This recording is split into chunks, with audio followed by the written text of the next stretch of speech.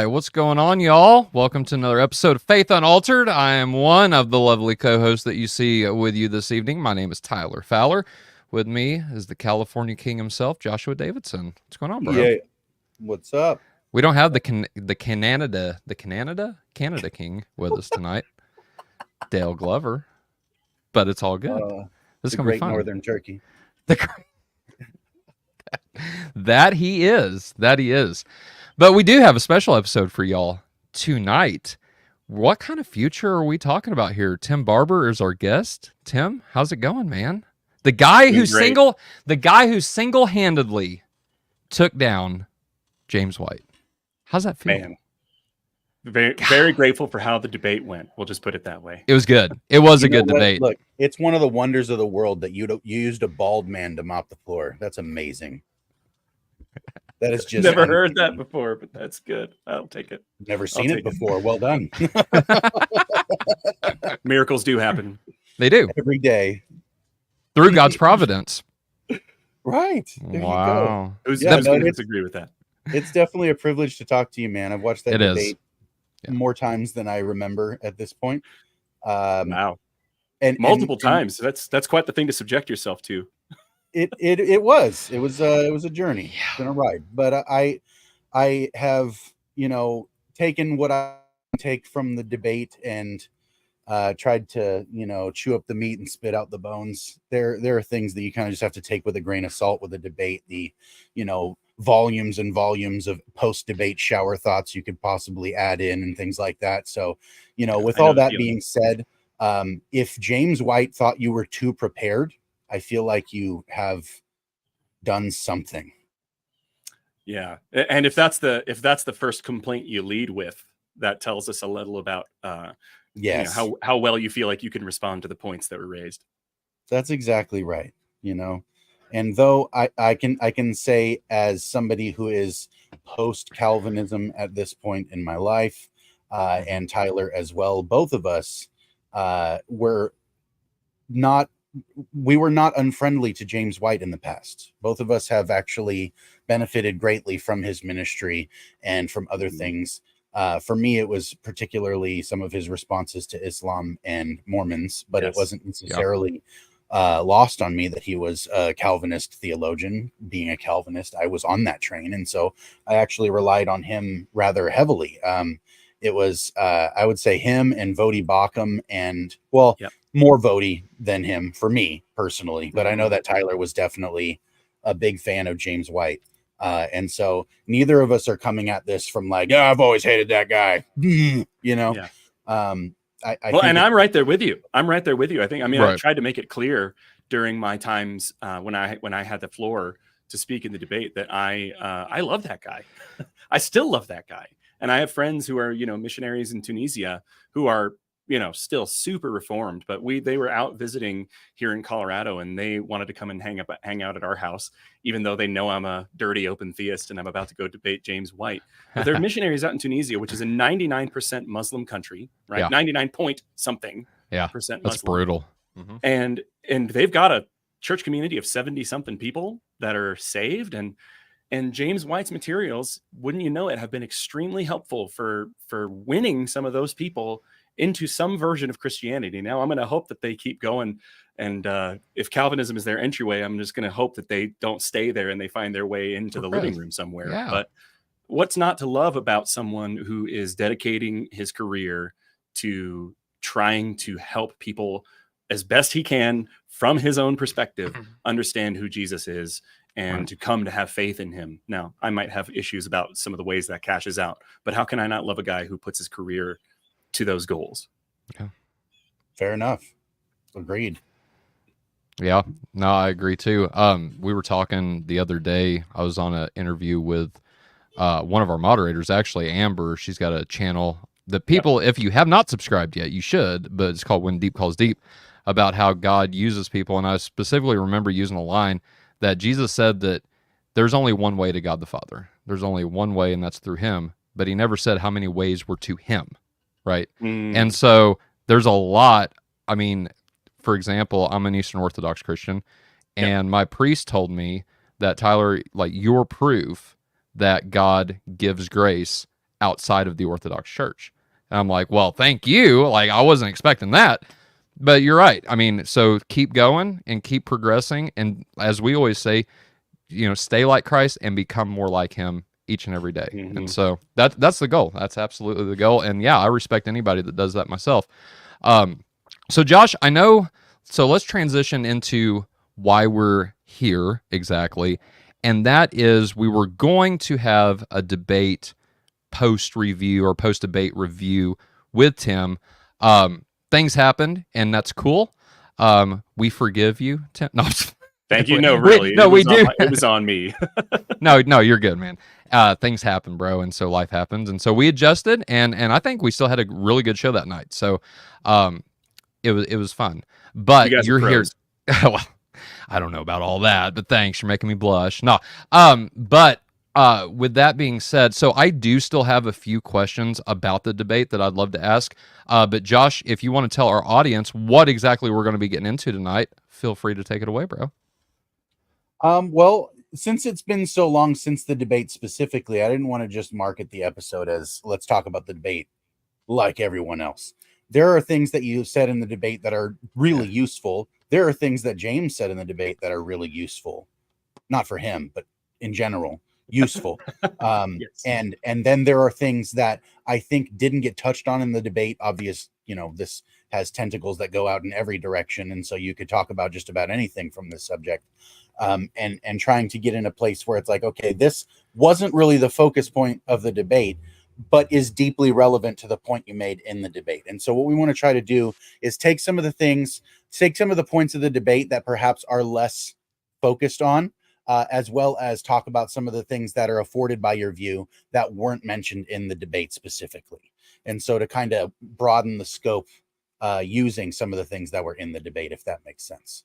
That's great, because just between us three, I don't want to say sick of talking about the debate, because I'm not. It's fun, but I do look forward to opportunities to talk about things that are maybe downstream of the debate or downstream of the conversation that was had during the debate. Right. Yeah. And I think that there's definitely a lot more, maybe more interesting things a little further afield from the actual debate content itself. Right on. Okay. Well, let me begin by asking you then, is there something that's been burning your mind's pockets for the last month that you're like, I wish we had touched on this. I had this part, because obviously you only used probably 10% of what you had prepared. It's pretty obvious that you were prepared, right? So if you had all of these things and you had stuff that, like, let's say if James had pursued your argument in the Greek for Romans 8, or if James had asked that question, or if he had made that objection, is there something that's been burning in your pocket this whole time that you wish you would have brought up? The number one thing that when I look back on the debate and kind of what transpired in the debate, and then the conversations that I'm having afterwards and what I'm trying to clarify, because I've had hundreds of people now coming to me with kind of, considering my view, never having really done so before, but they have XYZ hangups. They're like, okay, but I have questions about this and this. Yep. And I think that one of the things that is most on my mind since then is actually the concept of time and divine temporality or atemporality, timelessness. Is time a container? Is it even appropriate for us to use space language for time? And I know you guys have had Dr. Ryan Mullins onto the show to talk about these things. Yeah. And I'm really excited to be able to say that I also had Dr. Ryan Mullins on Labor Day to talk about these things. And I've got a video coming out next Friday that will be going into some of that time stuff in a little bit more depth. But I just feel like so many of the things that Dr. White said during our debate assumed a certain view of time, a certain ontology of time, or a certain way that time must be structured. But the problem is that he's only positing that because if he doesn't have that particular view of time, then his view doesn't make any sense.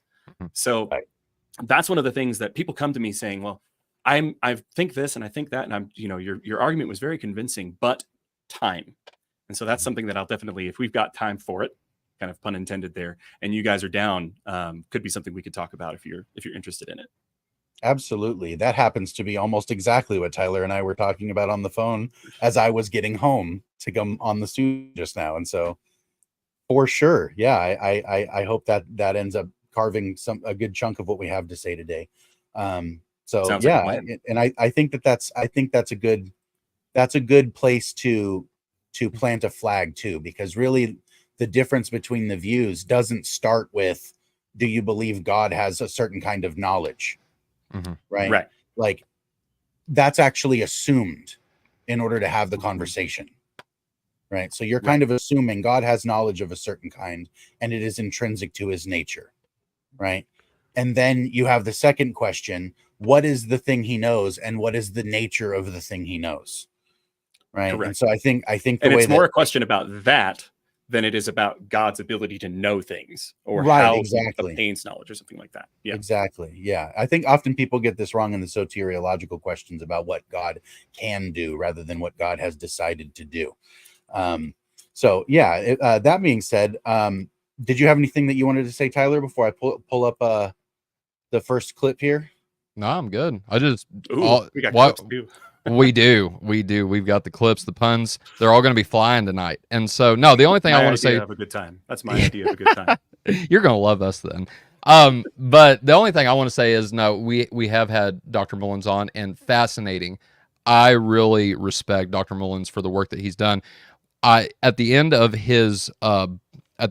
one of his books, he talks about the Trinity a little bit, and I want to have a conversation. So when we get Dr. Mullins back, when his schedule clears up, that's one of the things that we're going to dive into. And I don't want to give anything away per se, because I want people to come see the video, obviously. Yeah. But the idea that he has about specifically Jesus being begotten is what we're going to focus on. So The End of the Timeless God is the book that Dr. Mullins wrote, by the way. And phenomenal. So if anybody's, it is. And so if anybody's interested in that, and then make sure you go watch the episode with us and Dr. Ryan Mullins, and check out Tim's episode as well. You actually commented in the live stream. So the Overlap Life with Tim Barber is your channel. If people don't know, please go subscribe to Tim's channel and look out for that Dr. Mullins episode. Please and thank you. Any Faith Unaltered people are friends of my friends of the family, so to speak. So if you're gonna swing by my channel, you can take your shoes off and kick up your feet onto the coffee table and relax, because you're my kind of people. Now, Tim, real quick before before Josh plays this clip, is this the same church? No resemblance. Is this the same church that reached out to Warren McGrew? And different church. Not okay. All right. All righty. That was my understanding. I think that was Breeze Church somewhere. I think Colorado Springs ish. Okay. Not to dox them, but I think that's who that was. And then these guys were New City Church. Now, I will just say again, before we go too much further, everyone at New City Church in Highlands Ranch, Colorado, acted in a very Christ-like way towards me. Every single opportunity I've got to talk about this debate, I want to make sure I highlight, even though they're a Reformed church, their pastor is a 5-point dyed-in-the-wool beard having Calvinist, and they're all coming up to me afterwards and talking about the doctrines of grace, and not understanding that most Christians throughout history have not believed in tulip. They are wonderful people, and they were very hospitable to me, even though they knew I was sort of the enemy in this equation. They were very kind. Yeah, and that's usually the way it is in my experience, and as a Calvinist, like some of the people that you meet on the internet are just trolls. I mean, and that's in every group, right? But if you actually run into somebody like in real life, they're usually the nicest people in the world, right? And so that's usually the way it works with Christians. Now, there's some douchebags out there, but it's good that I say that to say it's good that you had a good experience there with them. That's awesome. Yeah. I'm glad to hear that. Right on. Yeah. That's shower bags for our French audience. Anyway, there you go. So I have pulled up here. It's very early on in the debate, in James's opening statement. He makes a comment here that's really interesting, and I think it's telling for what you just were talking about with time and why his view has the weakness that it does. Let's say so. Did that? Can you guys hear that? I'm gonna have to come. Oh yeah. Can you? Okay. Come up with a new way of doing things over there in Israel. God's not been surprised by anything man has ever done. God doesn't wake up in the morning going, wow, it's going to be a rough day. We do on social media, that's for sure. But God doesn't. Notice the contrast between verses 10 and 11. Yahweh nullifies the counsel of the nations. He frustrates the thoughts of the peoples. The counsel of Yahweh stands forever, the thoughts of his heart from generation to generation. Do you notice the contrast? The contrast is mankind. They can take counsel, they can make plans and thoughts, but what's going to be accomplished? Yahweh's counsel, Yahweh's plans, Yahweh's thoughts.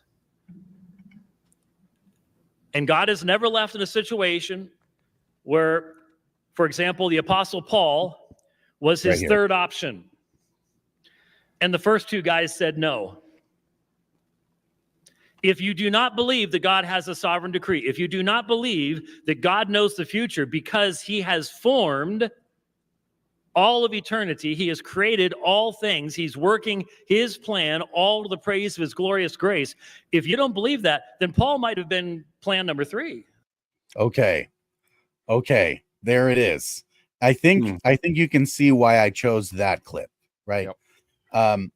What he just said was, if you don't believe my view is correct, you believe God must just be dealing with whatever comes down the tubes, right? So the implication that he's trying to make as his strength is, if you don't believe God has made the future a fixed linear certainty, then you do not have a God of power. You have a God of good enough. That's what James is trying to imply. Now, what's under that implication that is not favorable for him is, if you do not assume that the future is a particular fixed linear certainty, as in the future. He speaks about it singular. There is no possibility. There is no potential. There is only the fixed linear certainty. If you don't accept that, then you have a God that is weak, the God of good enough. Okay? That right there, I think, is the part where James, I think, exposed the first corner of the weakness of his argument there. And since you weren't necessarily making a focal point of that, I wanted to ask you, is that what you were just talking about a moment ago when you were saying the idea you have about the nature of time is going to be the focal point there? It's strongly implied by that. Yes. Okay. So then when you hear his assertion there, because it's a very strong assertion, and I think that he's doing it to try to, like I said, make something a little bit silly. If you were to make the best version of the argument he was just trying to make, what do you think it's saying about what you actually believe? Is there any overlap with what he just said and what you actually believe? Part of the issue is that he folded in a lot of things that are uniquely Calvinist into his assumption about what you must believe in order for God to be powerful, right? He folded in the assumption that you must believe in a sovereign decree, by which he means the totalizing decree by which everything that happens throughout that unique actual future happens exactly the way that God intended it, down to the molecule. Right? That's called determinism, by the way. Right. Yeah. Don't That's shoot me. I'm decretalism, just saying. You know, that's decretalism now, Tyler. I think he's made himself very clear about that. That's but determinism. So the issue is that he's folded in all of these assumptions, and he's very good at this. He's very good with the rhetoric part of this. He's folded in all of these assumptions that unfortunately jettison somewhere between 93 and 97% of all Christians that have existed throughout history. Now, where do I get that number from? The only people who hold a view like Dr. White's are what are called Calvinists, right? Not even Reformed. Reformed is too broad because the Arminians don't think the way that he thinks. Right. They think they agree on some things, but what he just said is something that if you're just talking about Protestants, and I know you guys are, we got some Orthodox love in here, so I'm going to fold you guys in a minute. But if you're just talking Protestants, even among Protestants, only 7% of all Protestants have ever been Calvinist. Okay. And if you fold in Orthodox and Catholics, we're talking about 2.7% of all people in history who have ever claimed the name of Christ hold that view or something like that view. Mhm. And so what he's done is he's created a definition that jettisons 93 to 97% of all Christians historically, and says you have a God who's weak and you don't have a God who has any power. So it's not even me that's in the crosshairs at that point. He's gotten a ballista, or he's gotten bazookas, and he's got everybody lined up, and he's firing at the entire history of Christianity after Augustine and before Augustine. And I don't think that he meant to do that necessarily as broadly as that. I think he thought his attack was a little more focused, probably. But I think you're right. I think what he's doing is, go ahead. Well, no, I was just going to say, I actually disagree, Josh. I think James, and I'm not trying to be mean here at all, but I think James thinks the majority of Christians throughout space and time have believed exactly like he does. I really do believe that. But whenever you actually get in and this is the thing that really trips me out, because I don't have as much experience as James White. I really don't. But he professes to be a teacher of church history, and he brags about that multiply. But you've never read Nazianzus. You've never read the Cappadocians. You've never read Polycarp. Gregory of Nyssa. Gregory of Nyssa, exactly. You've never read these people. Justin Martyr, he brought up Justin Martyr during the debate.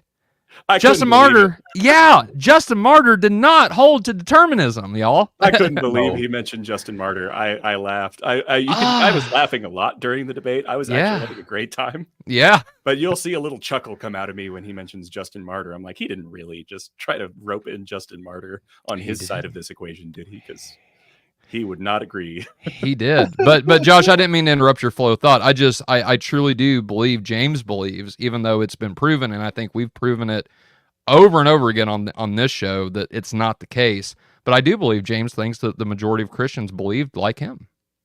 But go ahead. And you might be right about that. I am trying to be as kind as I can, because I know everybody has had their guns out for him enough times on every other debate and this is one of the things that we want our channel to be set apart for, is really trying to be fair, to be clear, and to be charitable all at the same time. It's very difficult when you look at somebody and be like, that's worthy of laughing at in a debate in front of an audience. That's funny to me, and I'm laughing. That's not supposed to happen in a debate. Like, that's not supposed to be there, right? And so you kind of don't want to be like, dude, that was dumb. You know what I mean? But at the same time, you're like, that was kind of dumb. That was a little dumb. Well, it's like, that's a dumb idea doesn't mean the same thing as you're a dumb person, or just because your idea is worthless and unsupportable and indefensible doesn't mean that you are in some way a lesser value human. You're not. Right. It just means that people shouldn't be listening to you.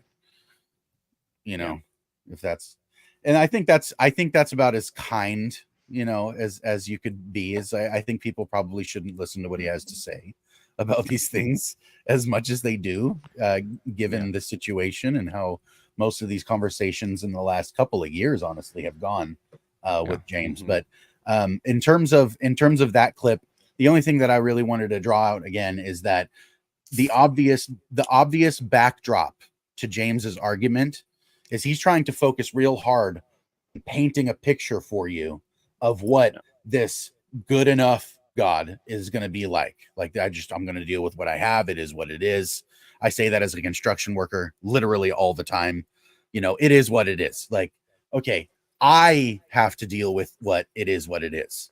I don't have the power or the jurisdiction, for that matter, to change the nature of reality as I see fit. I don't have purposes by which I could do that.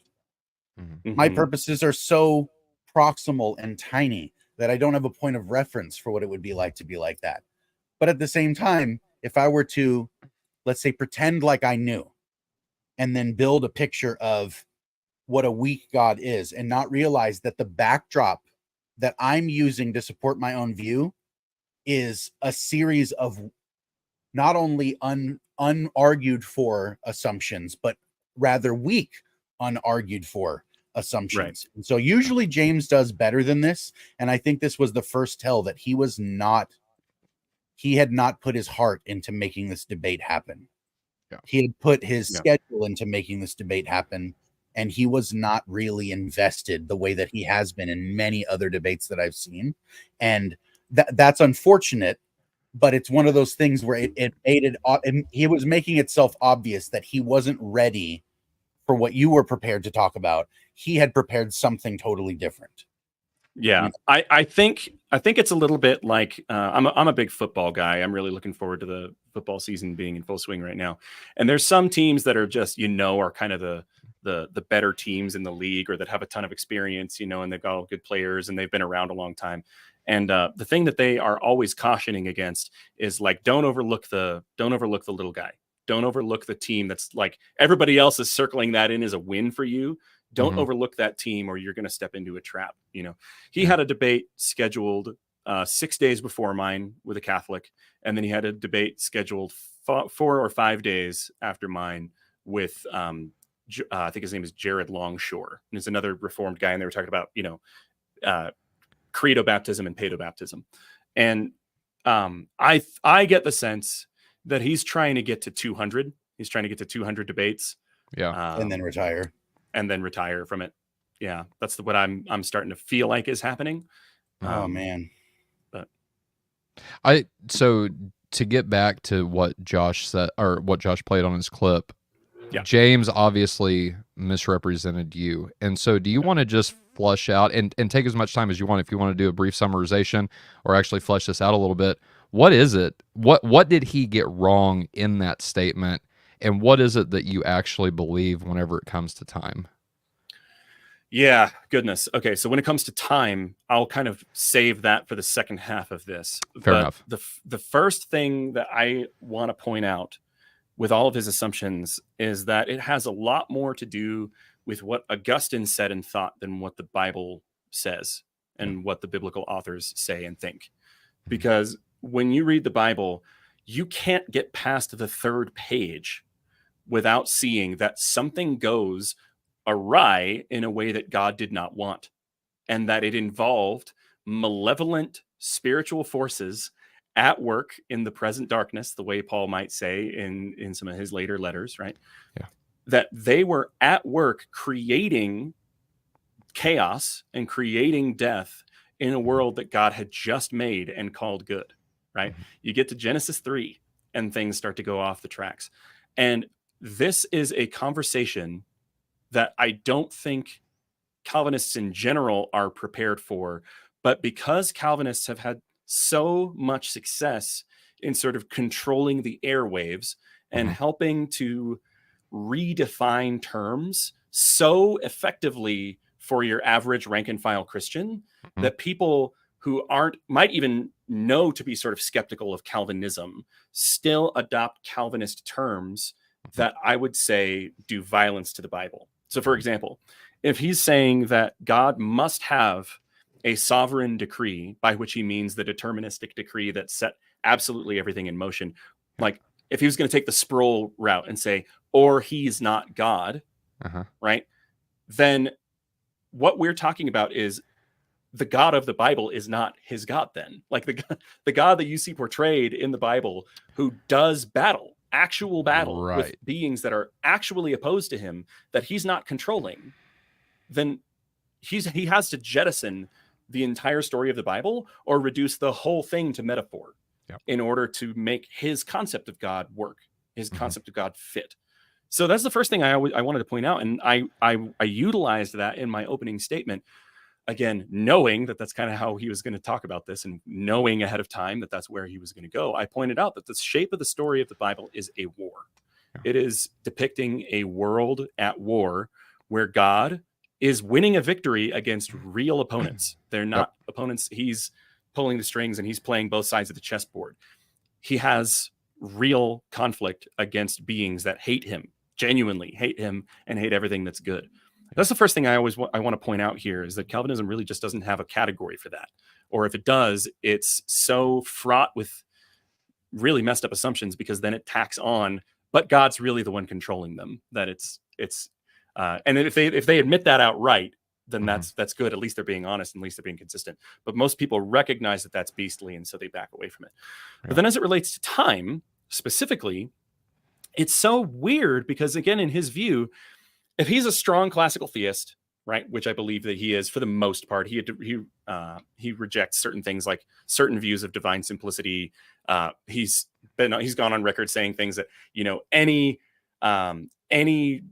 biblical version of impassibility has to allow God to have emotions of some kind. And I'm saying, what?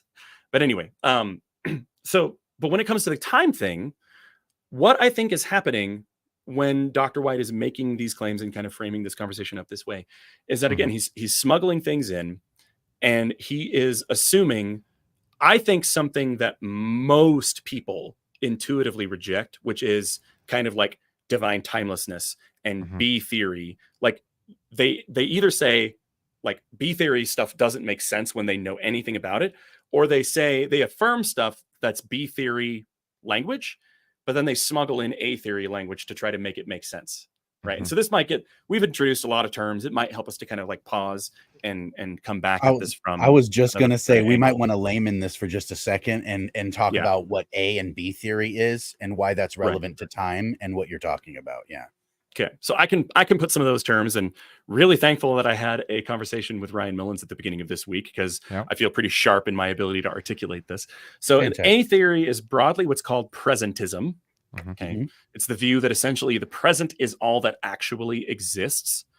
And then the B theory is what's called eternalism, right? So eternalism is the idea that all moments in time are equally real. They all exist with some kind of simultaneity, but we can't call it simultaneity because it's like, yes, this is before and then this is after, but they all equally exist. So this moment is now in the past, right? When I said this moment, that was a couple seconds ago, but the version of me that was pointing down and saying this moment still exists in that moment, right? It still exists and is real.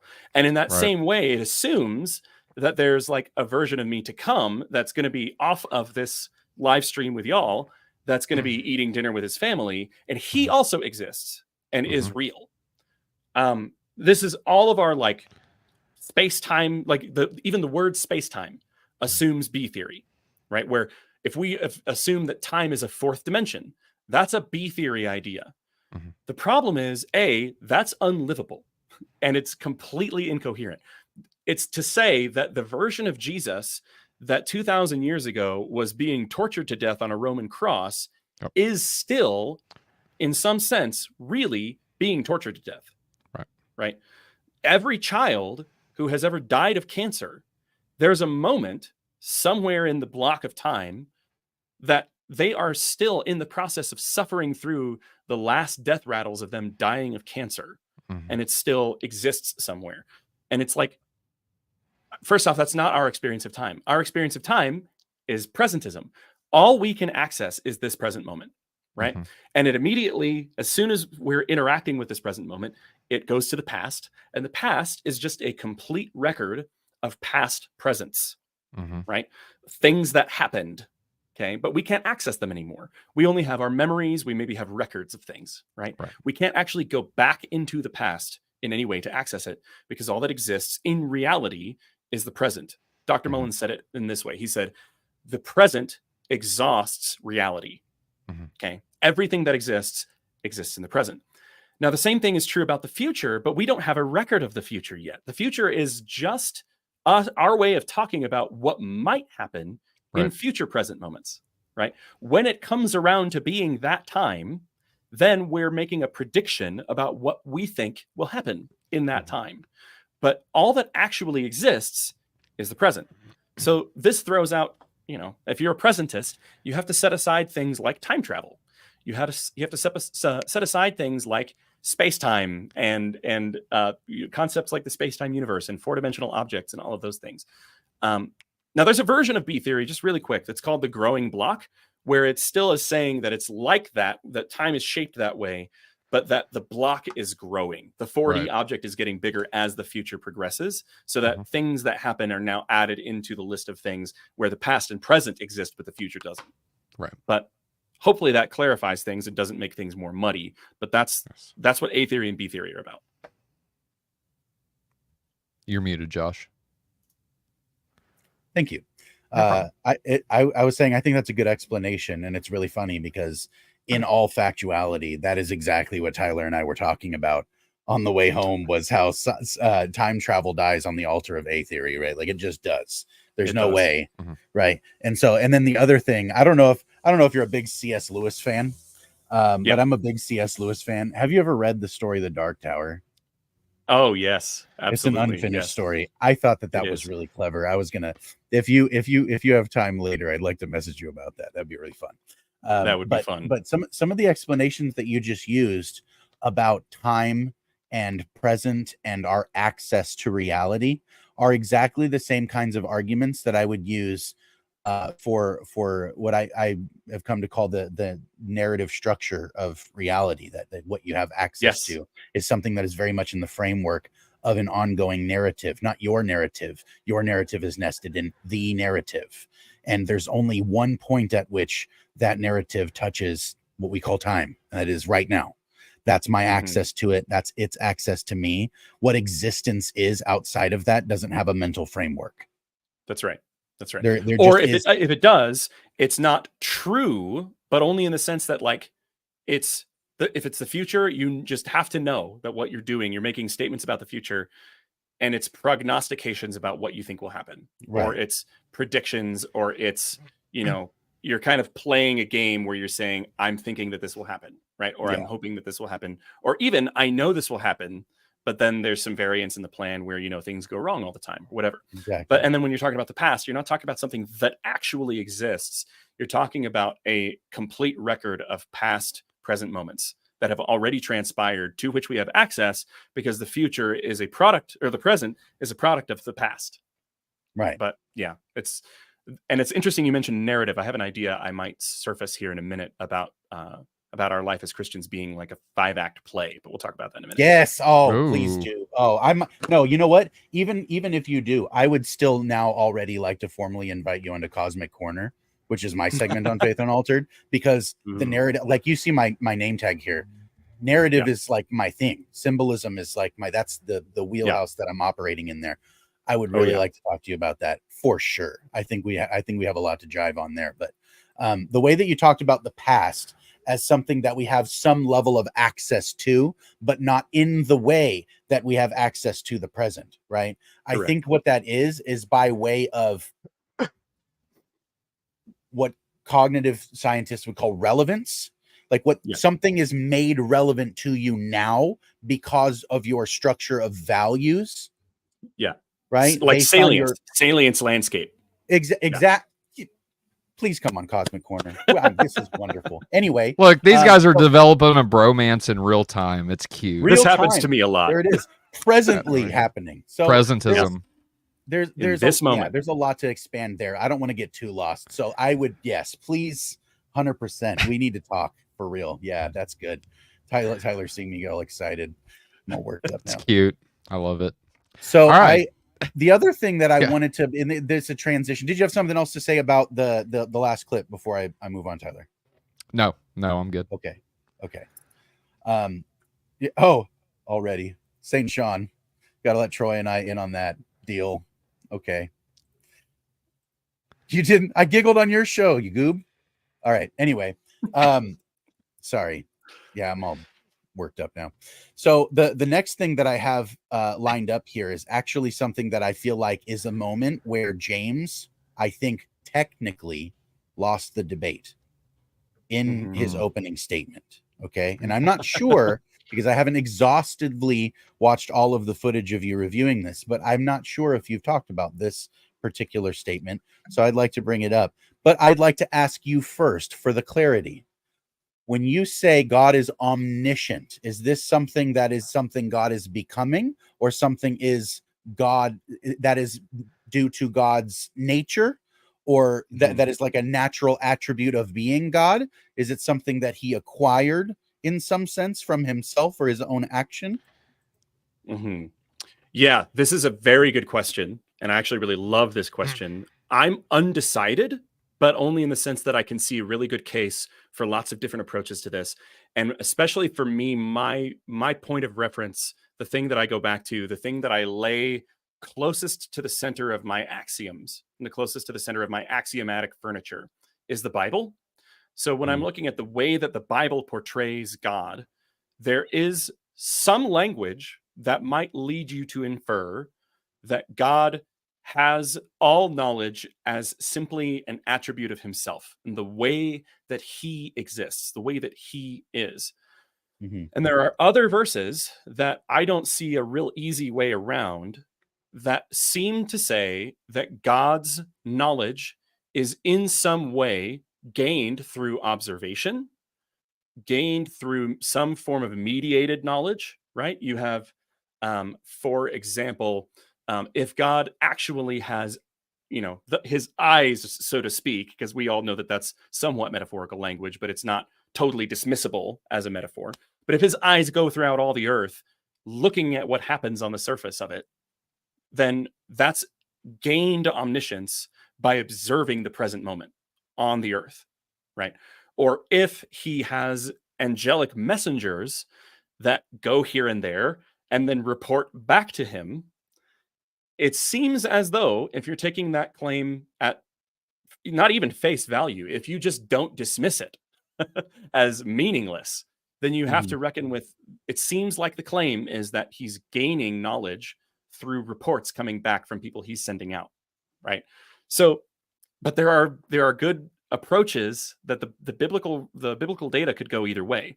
So I'm undecided only because I'm seeing both of those things as defensible positions from Scripture. So then, for the context and framework of this debate specifically, based on how the question was formed, would you which position would you take in order to operatively engage in the debate? This is the exact question, right? Okay, so the version of open theism that I chose to defend in the debate isn't necessarily all of the different claims that I personally hold. Right. Because I didn't need to defend all the claims that I personally hold. I simply needed to show that some kind of open theism was the best explanation of the biblical data, right? Because the proposition for the debate was, does God know the future exhaustively and perfectly? And if I'm going to be the negative, that's all well and good. That doesn't mean I need to go for like the most crazy negative version of the negative. I can say I'm almost in agreement with you. But if we have one thing that's genuinely an open possibility, then my view is correct in some way, shape, or form. So I chose to defend the one that makes the fewest of those like surface area claims, so that it's the easiest to defend and it's the easiest to prove. And then I just extend the invitation to say, look, this is an ongoing discussion amongst open theists. You guys can jump into our side of the pool anytime by way of accepting that there's one open possibility, and then you can join the ongoing conversation where we figure out where that slider is in reality based on the biblical evidence. But the closer, I will say my slider is closer to the 99% of things are foreknown to God or known to God than the 0% end of things, for sure. I'm not in the side. I'm not in the side of the pool that's swimming closer to process theism, but it's a slider and it's a conversation. Can I jump in, just ask a clarifying question, Tim? Whenever you say whenever you say like God knows things, the 99% of things that God knows, how are you defining knowledge? Because we interviewed both Alan Rhoda, Warren McGrew, now you, and Alan in his book Open Theism lists like 7 different types of knowledge, if I'm thinking correct. So obviously we're not talking about causal knowledge. Right. What do you mean specifically when you say God doesn't know that one thing? Yeah, so knowledge is usually what we would the definition we typically use is justified true belief. Okay. Yep. And what's good for the goose is good for the gander. That's good for us. That's good for God. Okay. There's a sense in which God has justified true belief about all kinds of things. Now, my personal view, God has exhaustive knowledge of the present and exhaustive knowledge of the past. This would be when I'm using knowledge, I am talking about kind of propositional statements. Okay. The knowledge of the truth value of a proposition. Okay. There are other kinds of knowledge. If you guys are Kevin Thompson fans or John Vervaeke fans, then this is going to kind of throw another wrench into this, where there is participatory knowledge that God maybe does not have. There's 4 Ps. Right. Procedural knowledge. There's perspectival knowledge that God may not possess. But then when we talk about the future, I don't think any statement about the future made in the present is true with 100% certainty. Okay. So what I mean by that is that when I talk about truth, of the truth value of something, it needs to correspond to something in reality in order for it to be made true, right? In order for the statement to be true. Yes. So when I make a claim that my family and I are going to go on vacation to Florida in May or something, I'm saying that the language that I've chosen sounds very certain, but there are a lot of contingent facts that need to be true leading up to that in order for that to be made true at that time. First of all, we all need to survive until then. We need to not get into any car accidents. My wife and I need to not get divorced. The electrical grid still needs to exist by the time we get to May of next year. Florida needs to not have broken off from the United States and sunk into the ocean or something. Like, these are all things that I'm expecting to stay the same. Yes. But nonetheless, I'm assuming those things in my saying that we'll do that then. And it won't be true until it's true in a present moment where there is a correspondent fact in reality that makes that thing true. Right. Now, I could have a really toxic version of that. That's kind of like a truth maker idea. I could have a really toxic version of that says, well, it's not true now that Abraham Lincoln was the 16th president of the United States because we don't have there's no correspondent fact that is true in this present moment. Right. So there's really toxic versions of that where you can say, like, unless it's true now, it was never true. And that's kind of getting us into postmodernism. And that's kind of the most extreme version of like truth maker theory and correspondence theory of truth.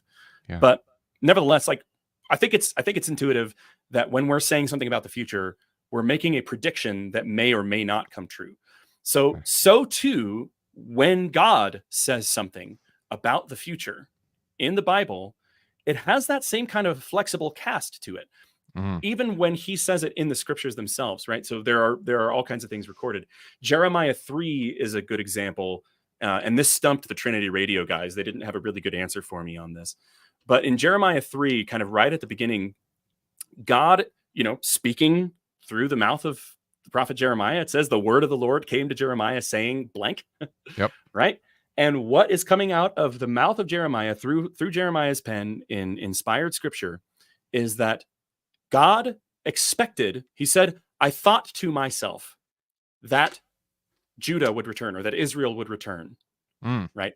And she did not. Now, there's some ways you can kind of cast the text a little bit differently. It's either I thought she would return or I said, return to me. Right. Okay. The Hebrew is a little bit more flexible there. But in either case, it's like I thought she would return or I said return and then she didn't. And then not just her, but her treacherous sister saw it. And then she did the same thing. And, it's pretty graphic language about whoring themselves on every high hill and whatever. But even God says things like, well, I thought this would happen. And then it didn't. Or he'll say things like, I can plan calamity against a people or a nation.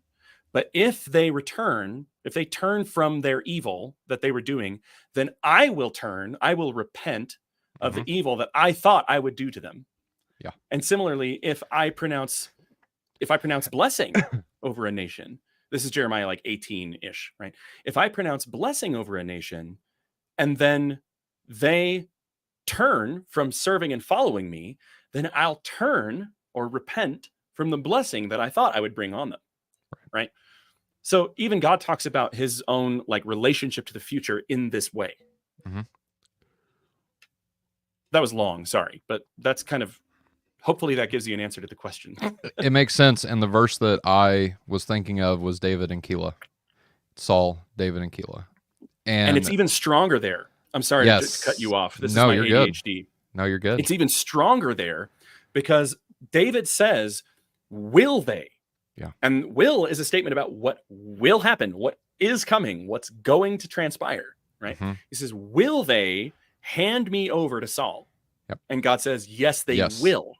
Mhm. And then he says, okay, but if I leave, and it's this whole thing where he's asking about, this is usually forwarded as like a Molinist proof text. Yeah. And that's all well and good. Fine. It at least gets rid of Calvinism, and that's great. As long as we can all agree on that, we're on the same page. That's fine. Right. I'm not going to turn my guns on my Molinist brothers until Calvinism is gone from the world, but neither here nor there. But in that passage, it's literally he's saying a statement about what will happen, and then it doesn't happen.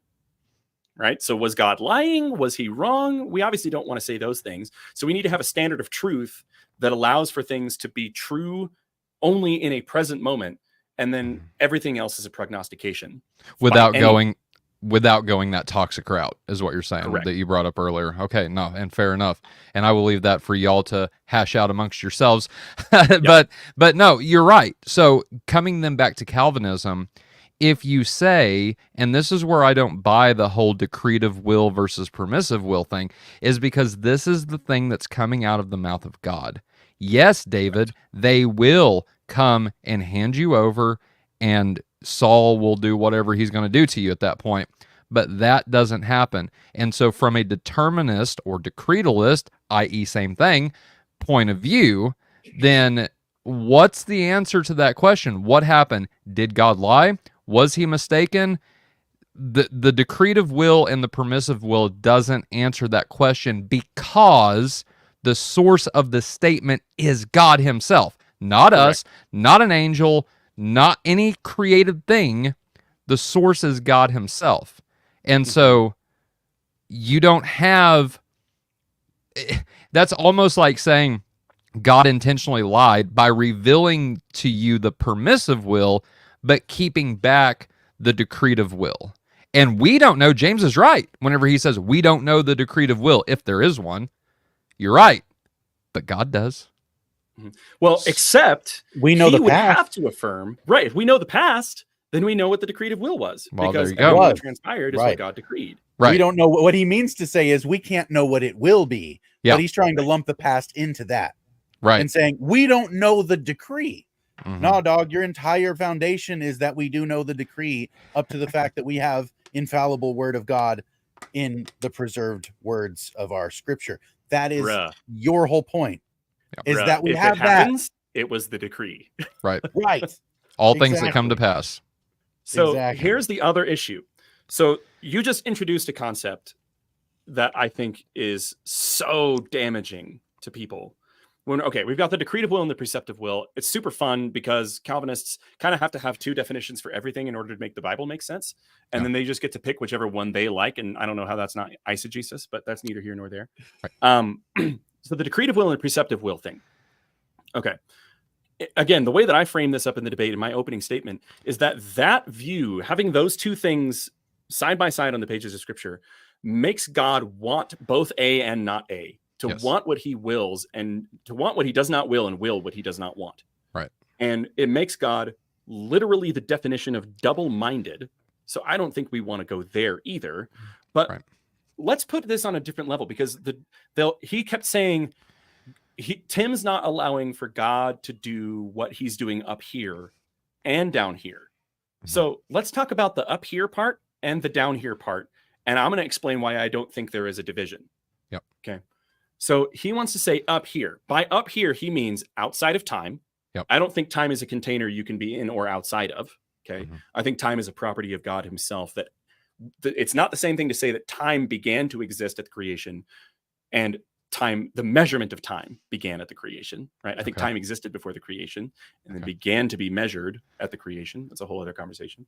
But it's to say he's outside We're getting of time. close to begotten. Go ahead. Okay. That'll be fun. Yeah. But it's outside of time. He's saying that it's meaning that it's the entire timeline is accessible to God, and he's decreed the whole thing, and he sees it from beginning to end. Okay. Which is an assumption. Yep. And I love me some Lewis, but he makes that assumption too. It's the whole transcendent and immanent thing, right? So if you say that God is transcendent, what you mean by that is that he is beyond the access of reality as we know it. There's something that exhausts reality, where there's the universe that exists somehow, and God exists outside of that in such a way that it is unknowable. which is weird because we make all sorts of claims about what it must be like out there and what God must be like if he's out there. Sure. But, but it's unknowable. Kind of odd. Yeah. If it's unknowable, then it's unknowable. Why are we going to start writing another 30 or 40 more pages about what it must be like out there if we don't know anything about it and can't know anything about it, and it's not even accessible to us? But then they want to say transcendent. Oh yeah, I knew I was gonna. Like I said, you guys we'll call you friends of the family. You're MKP, my kind of people.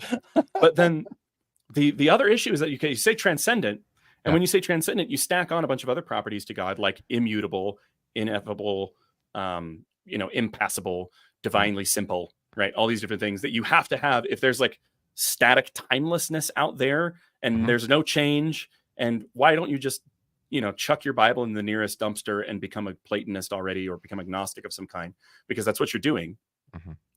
And then the immanent part is no, but he's also a character. Like he's also in the story and he's also relating to people. So you're describing two different kinds of God. It's like this is most clearly brought out when people talk about like the author analogy, right? So, all right, Josh Davidson, my storyteller guy, this one. The author analogy is saying that, the God is like the author of a book, in that everything that transpires in the book is happening because he wrote it that way, right? He wrote it to happen that way. And that's a way of trying to use a metaphor to explain the Calvinist idea of determinism. Well, he's so far outside of our understanding. He's so far outside of our knowing him that when he wrote the book, it's like all these things happen. And in the story, we still have free will, but we didn't know that we were being written to do what we're doing in the story. Right. Right.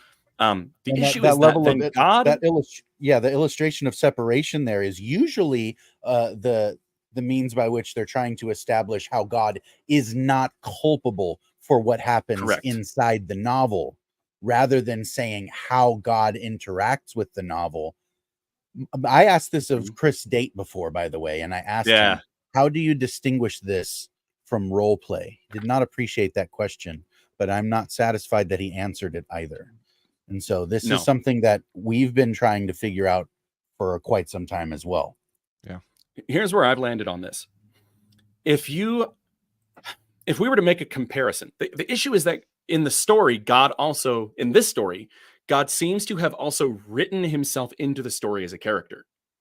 So, and expects people to relate to that character.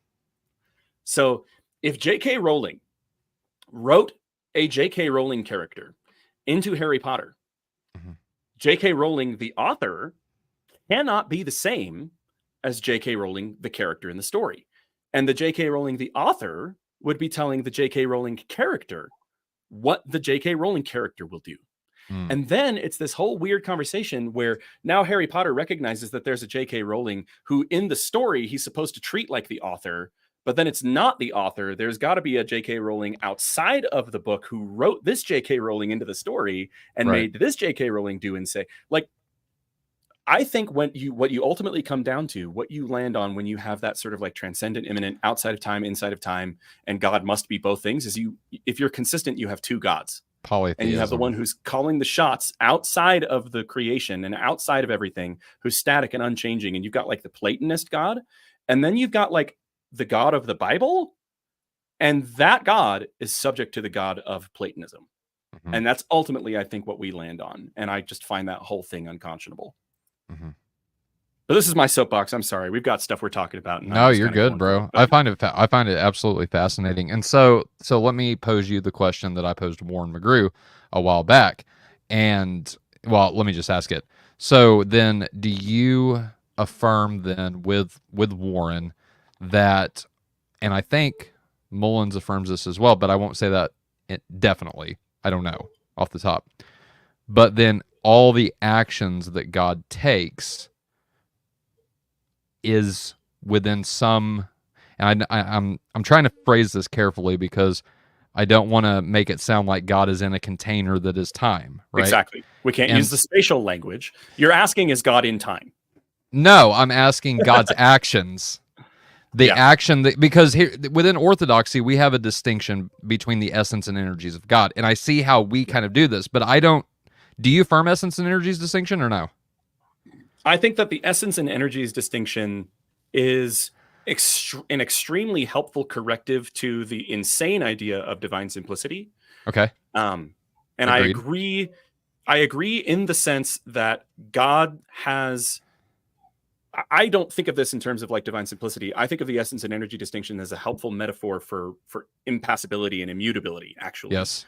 Where his character is unchanging, and we should all be very thankful that his character is unchanging Yes. and not affected by outside creatures or anything like that, Mhm. but that his actions are necessarily dynamic and flesh themselves out Right. in time. Again, I want to avoid that spatial language. Yeah. But yeah, when I'm talking about the essence and energies distinction, I can't affirm it 100% in that Okay. way, because I think that I would deal in different categories from the beginning with that discussion. Sure. But I am appreciative of what I think it's trying to get at, if that makes sense. Yeah, no, and I appreciate that. So that helps. So then outside of the energies, so the energies are the actions of God, right? But the Orthodox define them as, and they add that little phrase, in time, right? Sure. And so that's how we can say that in one way, shape, or form, whenever God the Father begets the Son and spirates the Spirit, right?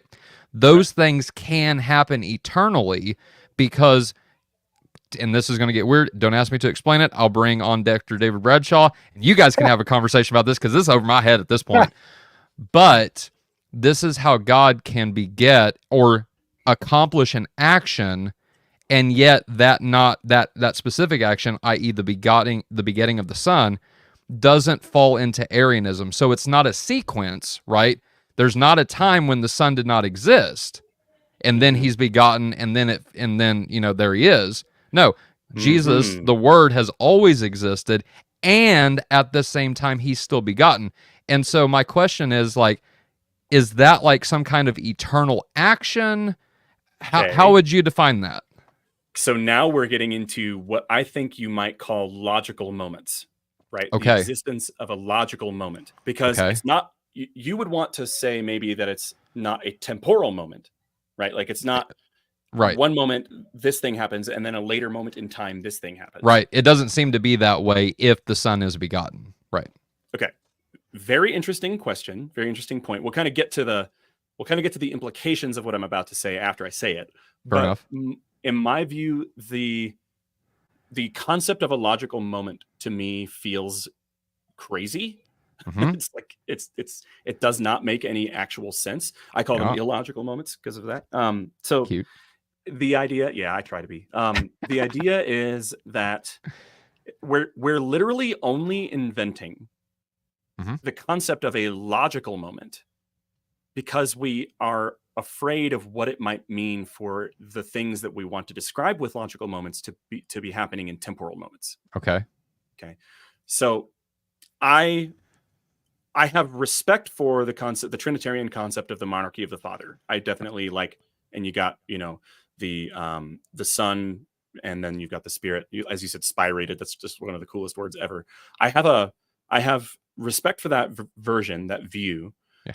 But I will say logical moments makes that harder to not become Arianism if you can get rid of logical moments, because I don't think logical moments make any sense. So the issue with logical moments that I have is that it's literally trying to use temporal language before and after to describe something that is atemporal by necessity. And I don't think that makes any sense. So for example, other Trinitarians, let's just go back to Dr. White, being a Calvinist, being mostly affirming classical theism, trying to affirm that God is timeless, atemporal, kind of however eternal in that way, right? That frame where there's no time existing outside of the creation.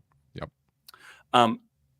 If he thinks that the Trinity, for example, is a eternally coexisting community of love in which the three persons express love to one another in an eternal cycle or an eternal dance, you might say.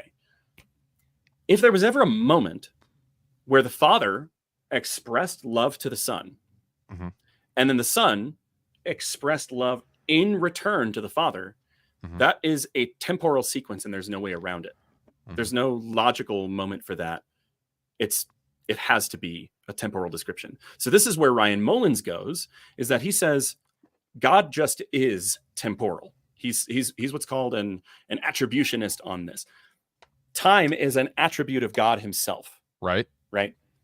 And so it's not as though time does not exist sans creation. I have to say sans like William Lane Craig does. There you It's go. not as though in this view time does not exist sans creation. We're familiar with that term.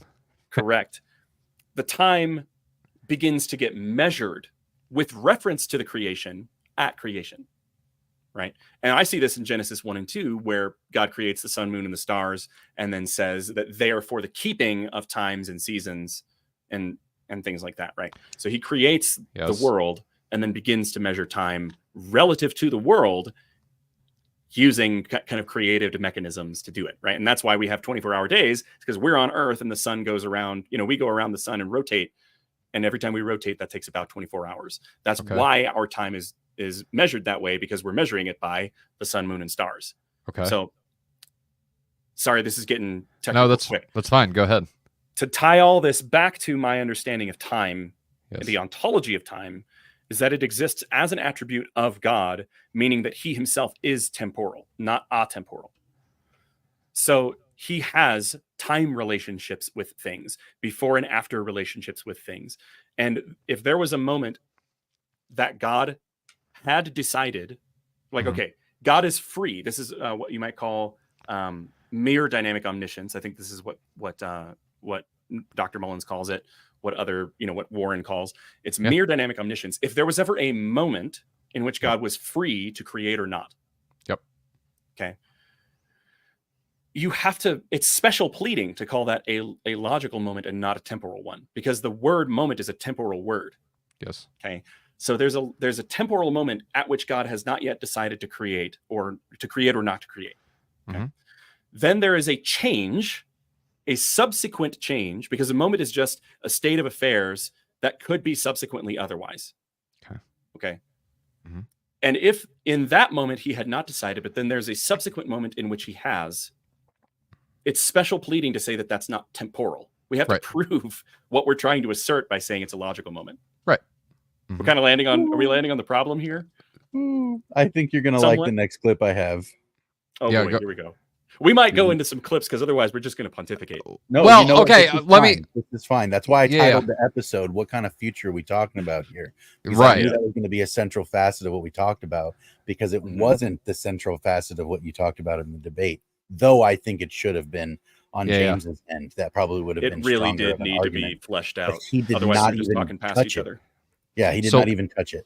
So let me wrap this up then, and put a nice little bow on it, and just posit you the question. And I think Sean actually nailed it, which is obviously what we're getting at here. And let me add to what he said too. So was there a time when the sun was not? And then to add to that, what exactly is the difference from your perspective on God creating the angels and God begetting the Son? So I don't think that there was ever a time when the Son did not exist or the Spirit did not exist. Awesome. So that obviously would be a problem. Yeah. Because that would make them created beings. Right. I don't think, but when I'm talking about now temporal moments, yes. Like that would be where you'd want to smuggle in logical moments to say, well, there's not a time that they didn't exist. But it's very difficult to say, like, because then again, I respect the monarchy of the father position. Yeah. I respect that view. But that's one reason why I can't fully adopt it, because I don't think it makes sense to say that there was a logical moment at which the Son was begotten, or that then the Spirit was spirated in that way. So I do think of them as eternally existing, in that there was never a time that they did not exist. Yes. Temporally. Yes. And I think that they all exist temporally speaking. Right. Right. And so there was so then the implication of that is you would get rid of the terms begotten and spirate. I would. Okay. Only what I would do on the other side of that is say that the intention of the Father and the Son and the Spirit holding those identities is not necessarily to describe ontological features about the three of them, so much as to express features like what they want to convey in the creation itself. So the concept of Father and Son is expressed in human father and son relationships as a reflection of the kind of relationship that the first person of the Trinity has with the second person of the Trinity. Right. And the concept of breath being power that goes out and accomplishes things in the Bible, that's all over the Old Testament and New Testament. The concept of the breath being spirit that goes out of a being, it goes out of a person to go into the world and accomplish something, I think is what they intend, the three of them, by having the spirit have that identity and then expressing that in the world, if that makes sense. So it's not, we don't look back and describe what must have happened with the Father, Son, and Spirit in eternity past in order to explain their existence somehow. We look at those concepts here because they began there. Yeah. If that makes sense. Yeah. That's good. That's good. I appreciate your explanation on that. Let me just address, Josh, while you're finding the next clip. Brother Timothy, I'm well aware of that. And I just would argue that that is not, or let me put it like this. That's not the only way in which the Cappadocians describe that word. Right.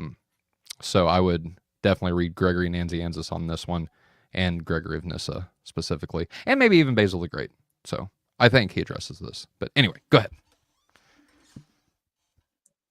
So this clip is still in the opening statement, and which is mostly what I ended up picking at, to be honest, having watched this so many times. The opening statement that James made was the most telling part of how the debate was going to go, because he's making the affirmative. And so he comes out swinging hard and really hitting nothing. And so that was one of the things that stood out to me really, really, really well. So I wanted to kind of grab most of what we were talking about from that, since the debate didn't lend itself to the kind of clarity that I think we got tonight. By the way, this has been fantastic, and I'm glad that we did it this way, because that's what, and this is something that I think is maybe not unique to Tyler and I, but something that we jive well with is finding out the parts of the thing where it's like, okay, but what's underneath that thing? Yeah. But what's underneath that thing, right? And then just asking the question and letting it take shape as big as it can. And I think that that's the most useful version of understanding an idea, is getting somebody to explain it to you with as much clarity as possible. And then you can be like, oh, I understand. Now I can say if I disagree or agree without it being wishful thinking. Yes. Right. That's right. So, okay. So then in this clip, go ahead. Josh, just real quick, because I want to be definitely respectful of Tim's time. Tim, how much longer do you have to go? Just out of curiosity. I could go for at least another half hour, probably another hour if we're down. Okay, definitely. So around 2 hours? Awesome. Around 2 hours then? So, okay. Yeah, let's see where we're at 2 hours, and then I definitely don't want to go 3, obviously. but I didn't. This isn't soteriology 101. You know, we did a 4-hour conversation with Leighton before, but like you do. Like you do, exactly. But no, if we hit the 2-hour mark and we go a little bit over, is that okay with you, Tim? Totally fine. Awesome. Let's go. Okay. All right. Fantastic. Let's do it. All right. So this clip specifically is James talking about omniscience. And the reason why I asked you before is because I didn't have the clarity on whether or not you viewed omniscience as something that was a let's say on the house attribute of God, or something, because I know that you believe that his knowledge is something that's developmental in a participatory moment to moment presentist sort of way. But the idea that God knows all active or present moment potentials and truths, and so however you want to phrase that, God knows what he knows, and in the most exhaustive sense, he knows the future as potential rather than as a fixed certainty. Fair enough. Is that something that is like beholden to his nature, or something that he's developing? I think your answer was really great. Is basically, you could say it either way, but here's how I lean. I think that makes sense, right? But we know how James leans on this question. He would have to say that omniscience is a characteristic or an attribute of God on the house, sans creation, period. There's no development. Correct. There's nothing that brings it about. Yes? Yeah, it's eternal, it's unfalsifiable, it's ungenerated, it's non-discursive. Okay. Yeah. Cool. But so, and I want to say just one last little thing on the knowledge question, just real quick. Because in my view, I think that there's another thing that I want to articulate that I think I haven't had a chance to yet. And it's that I don't understand why we assume philosophically speaking, that all of God's attributes must be equal to each other. I think that that's weird. Like, that's a dignum deo assumption that I don't think is necessarily the case. So I think that his omniscience, okay, his knowledge of all that is and ever was, can also be a function of his omnipresence and his infinite understanding. Okay. So if you're everywhere and you have an infinite amount of processing power, then that would result in you being able to know everything about everything. Right. But it doesn't have to be something that I describe only as, hey, like this must be simply a property of him. Right.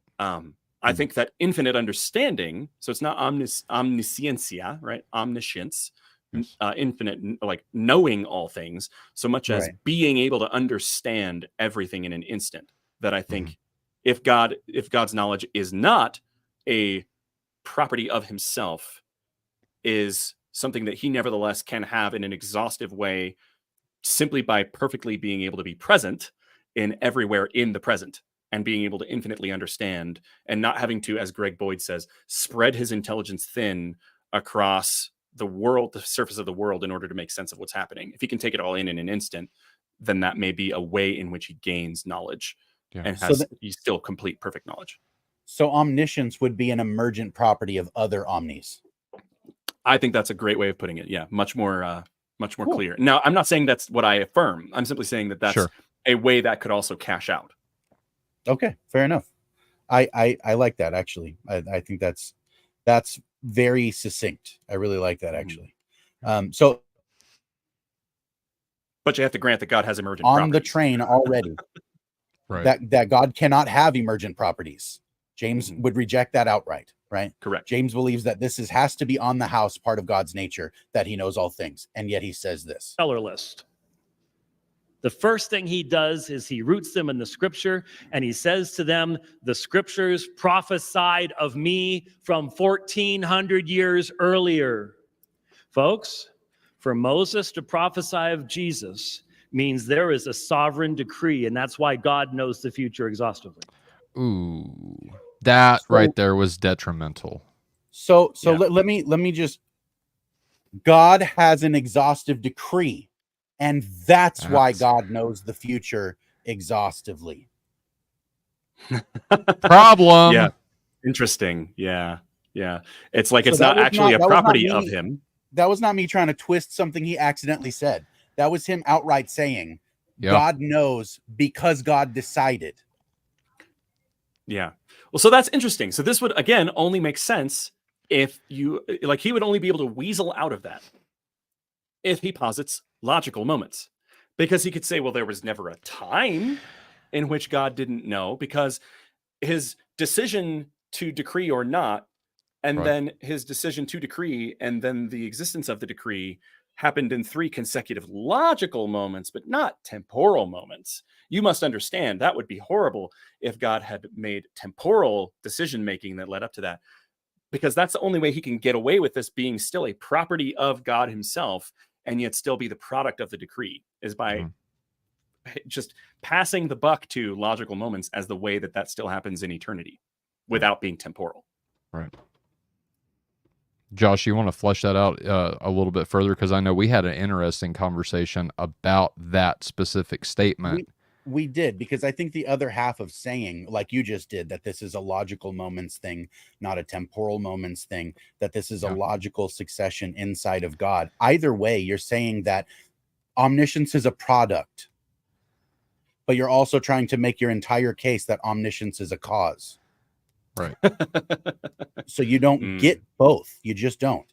And so either God's knowledge is something that he decided, like James just said, or it is a on the house feature. But if it's a fixed certainty that is an on the house feature, then reality, time, and everything that inhabits it are all just as necessary.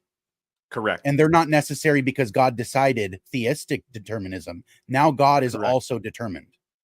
Right. Now, I think that critique, this might make me some enemies here, I think that critique also lands against simple foreknowledge proponents and Molinists. Okay. Okay. Because they'll often make the same set of claims that as long as there has been a timeline, Mhm. God has known all of it from beginning to end with certainty, right? They would all affirm, to borrow Alan Rhoda's language, that there is a unique actual future that will transpire. It's the thin red line, right? The line of certainty of what will come to pass, and God knows it. Okay. Now they'll make distinctions about, the Calvinists will say that God knows it because he decreed it, or God decreed it to be this way, and therefore he also knows it, or maybe they'll kind of shuffle that stuff around. Sure. The simple foreknowledge proponent just sort of shrugs their shoulders and says he just can know, he just, because he's God, he knows it. And then the Molinist says, well, he had in this timeless decree, because they also agree that God had a pre-creation, eternal, divine decree most of the time. Okay, I haven't heard a convincing articulation that doesn't do that. But they agree that God had a timeless, pre-creation, eternal decree. They'll say, well, he had the moment of freedom, right? The logical moment of freedom. Okay, and natural knowledge. What is a natural property of God himself? Then there was free knowledge, where he decided to create, and then at the moment of deciding to create, the rest of that knowledge comes in, but it's not a temporal moment. Okay, it's a logical moment where he now gains this knowledge, but then he decides in a Molinist scheme, in another logical moment, among all of the possible worlds, because he has this middle knowledge too, right? He decides amongst all these possible worlds which world to instantiate among all of those that's best optimized for whatever his goal is. And I say this as a former Molinist. This was my position for years. So I view this, I view this would be my fallback if I'm not an open theist. But the Molinist view of these things is that God knows all these subjunctive counterfactuals, and he knows the all infinite degree of possible world creation combinations, and he picks the one that's best optimized for his goal. And that's why he knows that the future will take the shape that it takes, because he picked the one where all the things will happen the way that he wants. Right. At least the one that's best optimized for his goal, because in that scheme, he still gets stuff that he doesn't want. There are trade-offs. He's trying to pick the best one. Right. I think that the critique about, the Calvinist guy just said that God knows the future because he decreed it. Okay. And that's not as you said, on the house. That's not an on the house property of him, unless you posit logical moments. Same thing with the simple foreknowledge. They have to have those logical moments. And then there's a moment at which God's free or not free to create. And then he decides to create in a logical moment. So only if you add logical moments does God not temporally gain knowledge before he decides to create and then after he creates, right? And then the same thing, Molinism, unless you shoehorn in logical moments, then there was that same moment, God is free to create or not to create.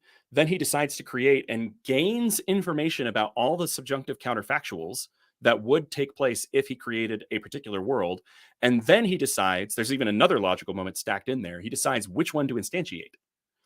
So if logical moments fall, all three of those views now suddenly no longer have God's knowledge being a facet of his eternal, like it's just a property of him that he's always had. If logical moments go out the window. So maybe that's why people defend them so fiercely.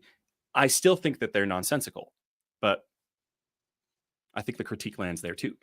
So out of curiosity, is there a view that I'm unfamiliar with that could be articulated that would include, let's say, the exhaustive understanding God would gain from middle knowledge and all these like if then statement kind of propositions, the counterfactuals? If God knows all counterfactuals and therefore knows all potentials, and can, without needing the logical successive moments, let's say you have instead the time is a property of God sort of view.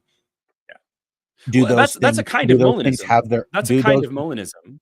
Okay, I was going to say, do those things have their overlap already, where there's a Molinist view in an A theory of time? It would be a much more active God, I think.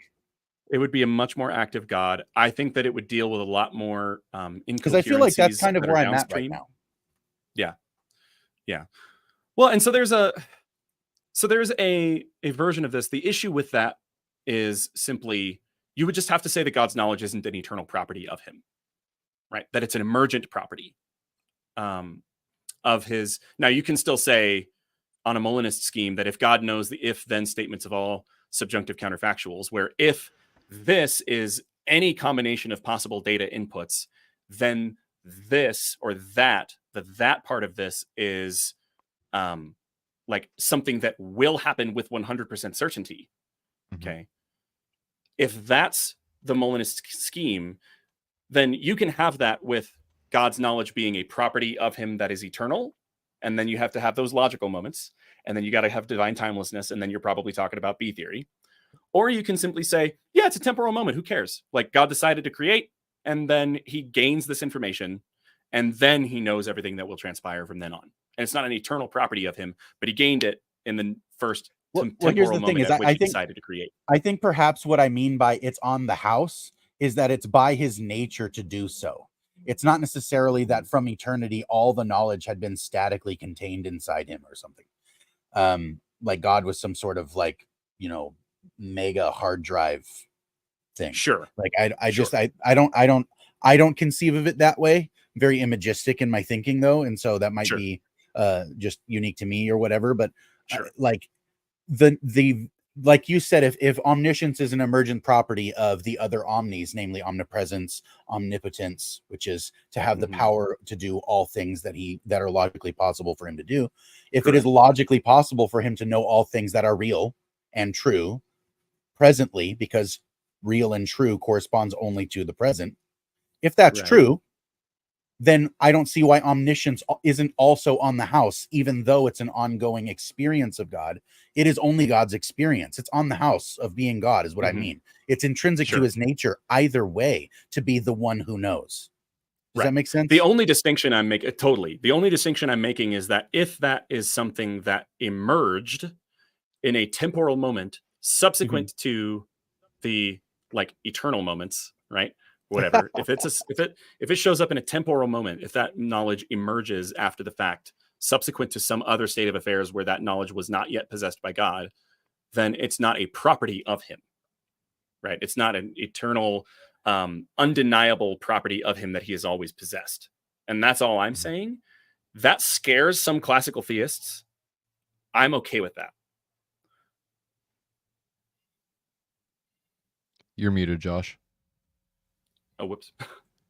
I have to keep hitting the mute button because there's motorcycles that drive by my house, and I have a stop sign right in front of my house, and so right here is where they rev real hard, and so it just like out of nowhere will be so loud, and I have to mute, and then I forget to unmute. So anyway, that kind of derailed my train a little bit, but basically what I was going to say is I think it's interesting how in the development of the whole thing, what you're saying is I'm okay with this being this way.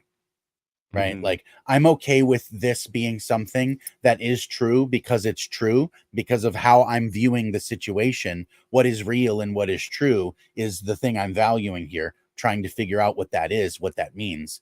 I think it does make sense to say God knows the future as potential.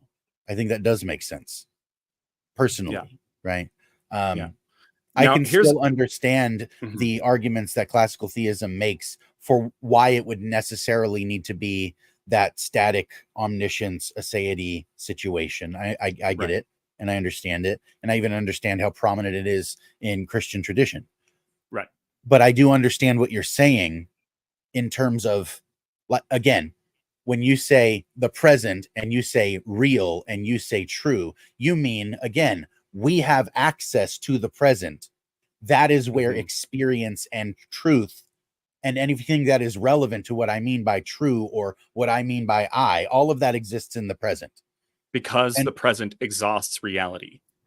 Okay, so there you go. So if that's the case also for God, well, then it would be the case that his experience and his knowing, right? Yes, right. Would be... So this is the thing, is that again, my project essentially what I've been engaged in for the past 7-8 years at least is really trying to take the scriptures seriously for how they present themselves to be understood. Okay. So and this is an offensive project to a lot of people, and I own that. Like, this is difficult for it's difficult for me. It's led me to a lot of really uncomfortable conclusions about what the Bible is saying. But for example, in the Bible, the timeline in heaven runs parallel to the timeline on earth, right? The heavenly beings and God himself are portrayed in such a way as they are observing and taking in the events that are transpiring on earth and then responding to them, right? Or the heavenly council is called together in 2 Kings and I think it's Malachi. I can't remember the guy's name, the prophet. I want to look up this passage, and I should probably memorize it because I love it so much. But it's the one where he's saying, he's brought in by this king who he's like, I don't ever want to talk to that prophet guy because he always says bad stuff about me. Mm-hmm. And then he brings him in, and then he's like telling him about what he sees, like what he heard from the Lord in this vision he receives. And it's a divine council meeting where God is in an assembly of other spiritual beings, and they're having kind of like a war room discussion. They're like, okay, what should we do about this guy? And one angel says this, and another one says that. And then someone says, I'll go and be a lying spirit in the mouth of his prophets. And God says, ooh, that's a good idea. You should go do that. Right. And it's a story that's being told that portrays, it's a past description of an event that transpired in the past of God saying, what should we do in the moment about that guy on earth? And then subsequently in time, this being says this, another being says this, options are weighed. Another person says this, God hears it and says, yes, let's do that one, go do it. And then commissions him to go and do it. That whole thing takes place in time. So heaven itself seems to be we're not going to use in time because that's not the right language. It's First Kings, right? First Kings 22.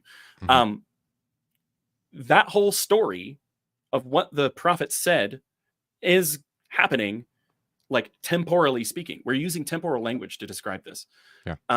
So if I'm being really rigorous and I'm trying to really say, okay, look, do I just jettison what that guy said? Do I jettison every instance in the Bible of God literally seeming to exist in a place where temporal relationships happen all the time? If the timeline of heaven runs parallel to the timeline of earth in the Bible, what sense does it make to say, well, we must, for other reasons, say he's timeless and outside of time, as though it's a container he can be in or outside of? Sorry, again. No, what if it's one timeline? What if there is no timeline in heaven and timeline on earth, and rather it's all just saying? Okay, yeah, correct. I think that's what Tim is saying this whole time. Is that the distinction?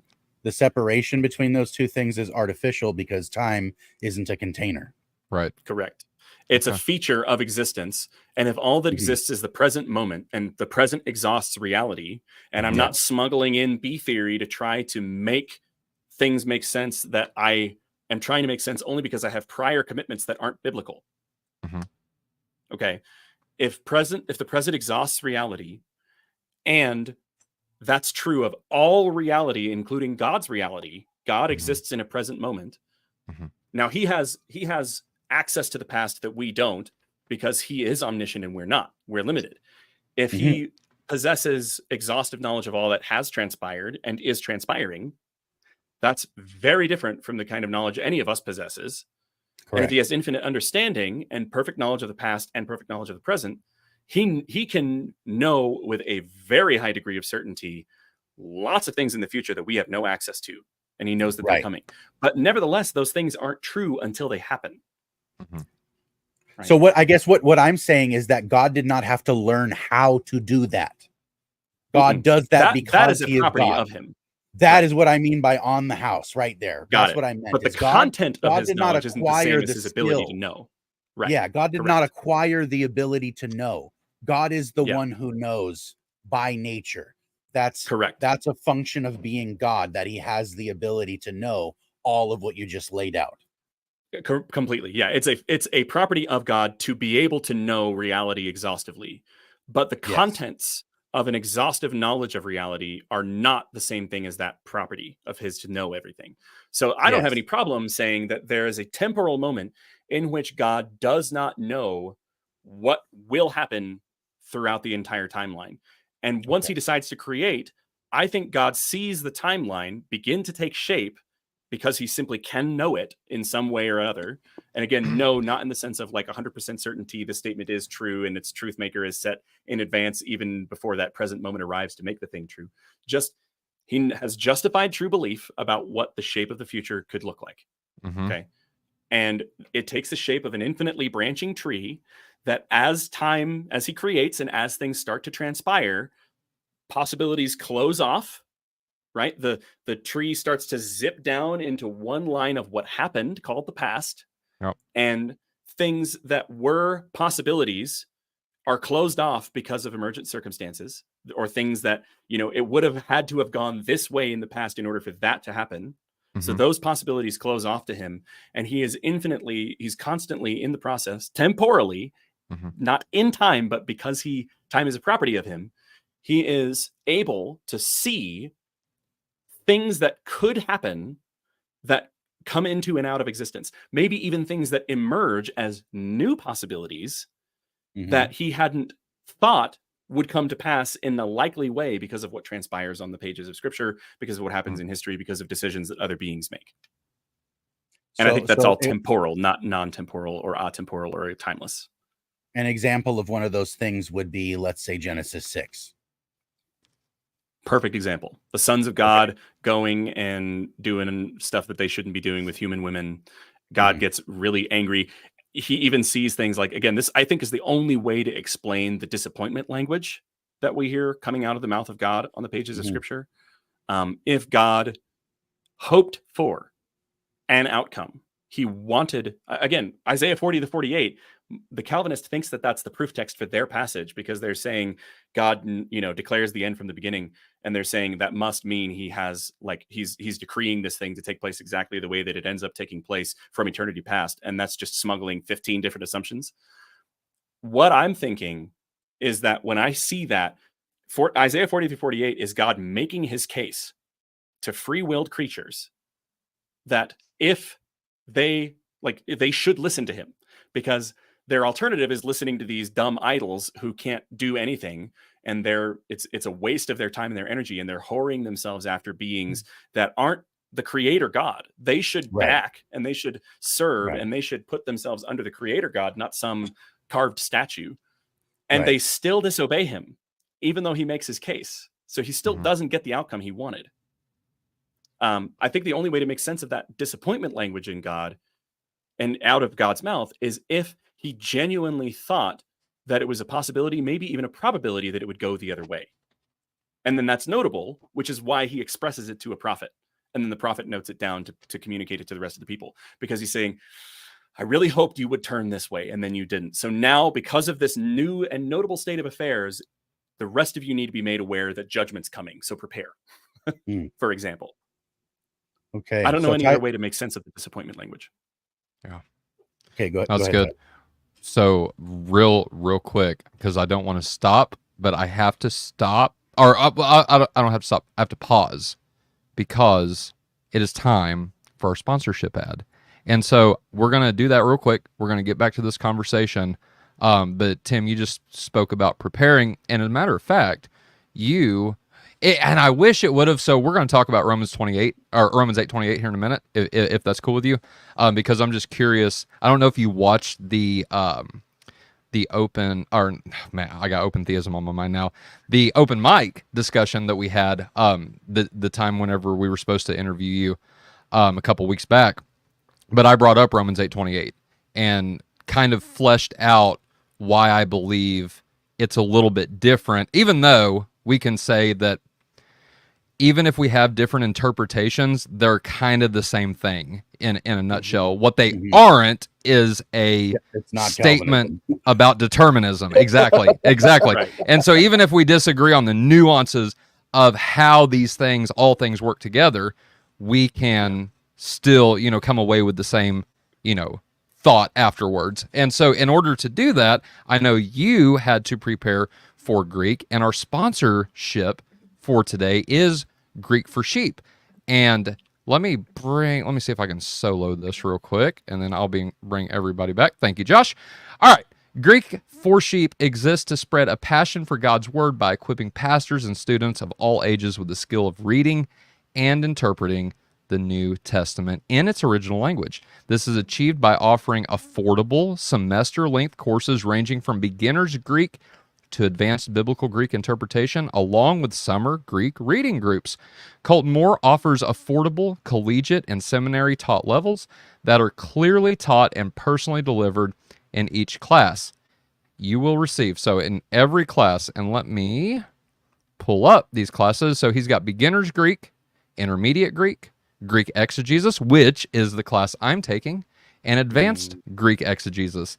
And with all these classes, if you sign up before January the 1st, you will receive a free textbook, quality lecture videos that explain the chapters of the textbook, thorough vocabulary exposure via the cutting-edge software Cerigo, translation worksheets with explanation videos, and midterm and final quizzes to keep track of your progress.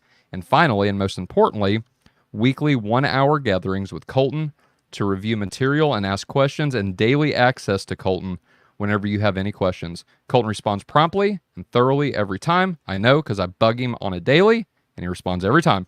Get the education and personal experience of a seminary at a small fraction of the cost. All classes, beginner, intermediate, biblical exegesis, and advanced exegesis, deadlines to sign up are January the 1st, 2025, and begin January 13th. Now, for the best part, all of these classes are already super cheap to begin with, right? But if you scroll up here and you see this where I'm circling with my mouse, if you sign up before January 1st, you will receive 30% off all classes. The promo code to do that is Faith25. So if you purchase one of these classes, then enter discount code. You'll see a place where it says discount code. Enter Faith25, and you will get 30% off, including the textbooks that are included in all classes. And so, like I said, these are already super cheap. That Colton offers these classes for $600 at the beginning. You can see this right here, $600. Now, biblical, so Colton does offer beginner. Now, this is only the beginner class.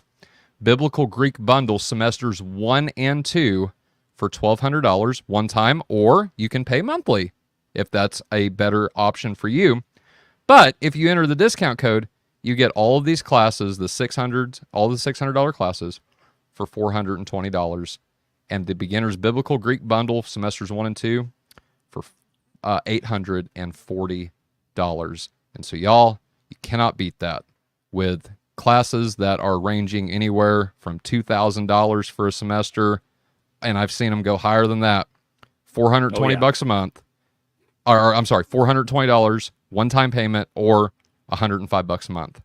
Can't beat it. So GreekForSheep.com, enter discount code Faith25, and now we're back to the discussion. And so with that being said, That's a heck of a deal. You can't beat that. You can't beat that. And we've already had one person sign up. Jordan Offhammer has signed up for Colton's beginner class. And so, like I said, all these classes begin January 13th, so you got plenty of time to save, plenty of time to pray about this, consider it, but you cannot go wrong with learning the original language in the New Testament. And if y'all join, it seems like you'd be in class with a bunch of people that are kind of on the live stream already, so you know you're among friends, right? That's right. Who doesn't like going to class with all their best friends? Hey, bring it on. Let's do it. All right, so GreekForSheep.com, and hopefully I will see you in the next class. So with that being said, all right, Josh, did you want to wrap up? I know you guys were like right in the middle of something, and so no, you're good. Actually, I think Okay. I think we kind of rounded that off really nicely by the time you had brought that up. And this actually is almost a perfect segue if you wanted to take the last little bit of time to talk about the Romans 8 thing. I don't know if you wanted to bring that up again, but I think that was something that I thought was really relevant. And now that he's here, it's kind of, It is. And so I do want to, so let me share my screen real quick. There it is. Okay, Josh, can you bring that up? Yeah. Appreciate you. Okay, So I've got, obviously, for those who don't know Greek, you should take Colton's class, But if you do know Greek, I got the Greek up and the English up for those who don't. So we know that all things work together for good for those who love God, to those who are called according to his purpose. Now, Tim, this is the part of the debate that really, really ticked me off whenever James said what he said to you, okay? Because he asked you specifically, how is Ponta, functioning in this sentence? And you said specifically the word accusative. Yeah. Okay. Now, for anybody that knows Greek, they know that an accusative means that the word, if it's in the accusative case, is functioning as the direct object most of the time. There's obviously times that it functions a little bit differently, but 99% of the time, it functions as the direct object. And you answered his question, and he still came back to you and said, you know what? I don't think you know what I'm talking about, and left it at that, right? And so we didn't really get into why it is that. So for me anyway, and I so let me just tell you where I'm coming from first. So I take Ponta to be the nominative of sure. Yes. So all things synergy are working together for good to those who love God, those who are called according to his purposes. And so my question is, there a grammatical reason that you take Ponta to be the direct object over the nominative? Because being the neuter, as I'm sure you all know, both of them, like, there's no difference in spelling. You can't tell a difference. What we have is context. And so so that's my first question, just first and foremost. What is there a grammatical reason that you take this to be the accusative instead of the nominative? So grammatical, you're correct. It's spelled exactly the same way. It's neuter. We can at least agree that it's neuter plural. Yes, absolutely. And that's as far as we can go. Yeah. Now, the reason that I look at this is really more contextual. Okay, the reason that I take it that way is more contextual than grammatical. Okay. There's not a strong grammatical reason for me to pull on that kind of an approach and say grammatically it must mean this, simply because it is ambiguous.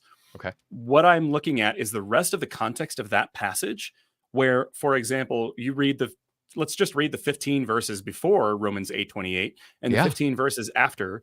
And what I'm seeing is an awful lot of hopefully groaning for things to get better. Okay. Right. I'm seeing a lot of the world and the created order suffering through the pains of childbirth, leading up to the present moment. Right. And who hopes for what he does not see, but if he hopes for something, he waits for it with anticipation.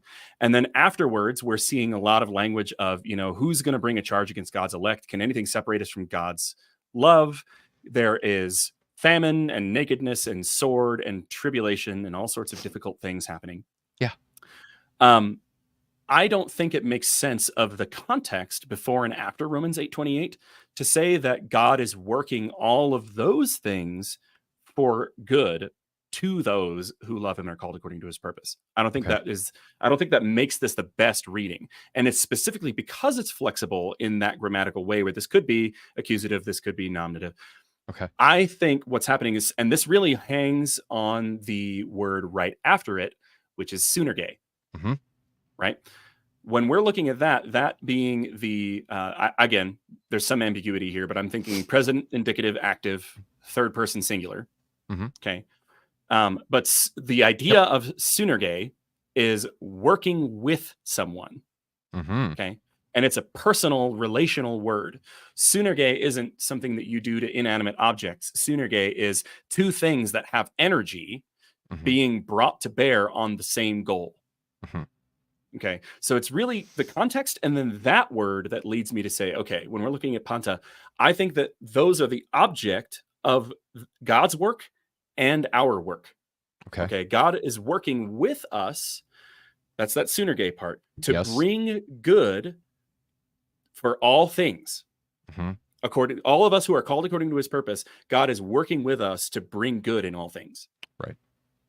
So that's my way of cashing it out, because there is that sort of ambiguity in some of those terms, but I think that the context is clear. Okay. So it's not, so what this is, and this is where we're both going to agree, right? So what this is not, and I like Cranfield's work on this passage because he lays out, I think, and I don't have him off the top of my head. We went over this in the open mic. So if anybody's interested in it, please go check that out. But he lists out, I think, 3 or 4 reasons why the phrase Pandasinerge Isaragathon is not God causes all things to work together for good, right?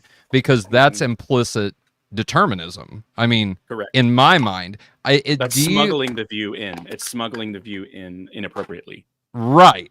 And what's interesting is Cranfield said the 2, so he gives 8 interpretations, and he says the 2 that are most likely grammatically, syntactically, and contextually to be the case, right, is mine and yours. And I just found that great. I just found that fascinating. And so I was like, okay, cool. Like, one up there.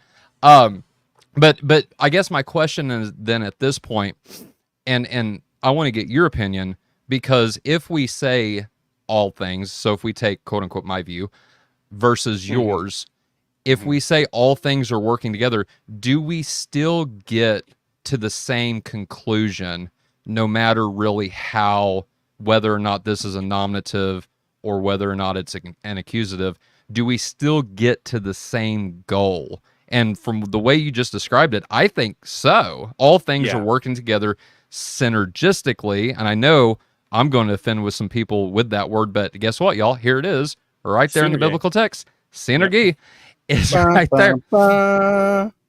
And what's interesting is that all things are working together, or God works all things together for good to those who love God. The same idea is being purported here, I think, no matter which interpretation you take.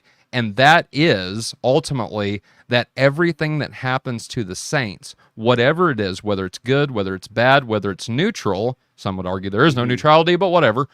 But whether it's any of those things, all these things are ultimately making us more like Christ. And there's a thing that God is working in to make us more like him.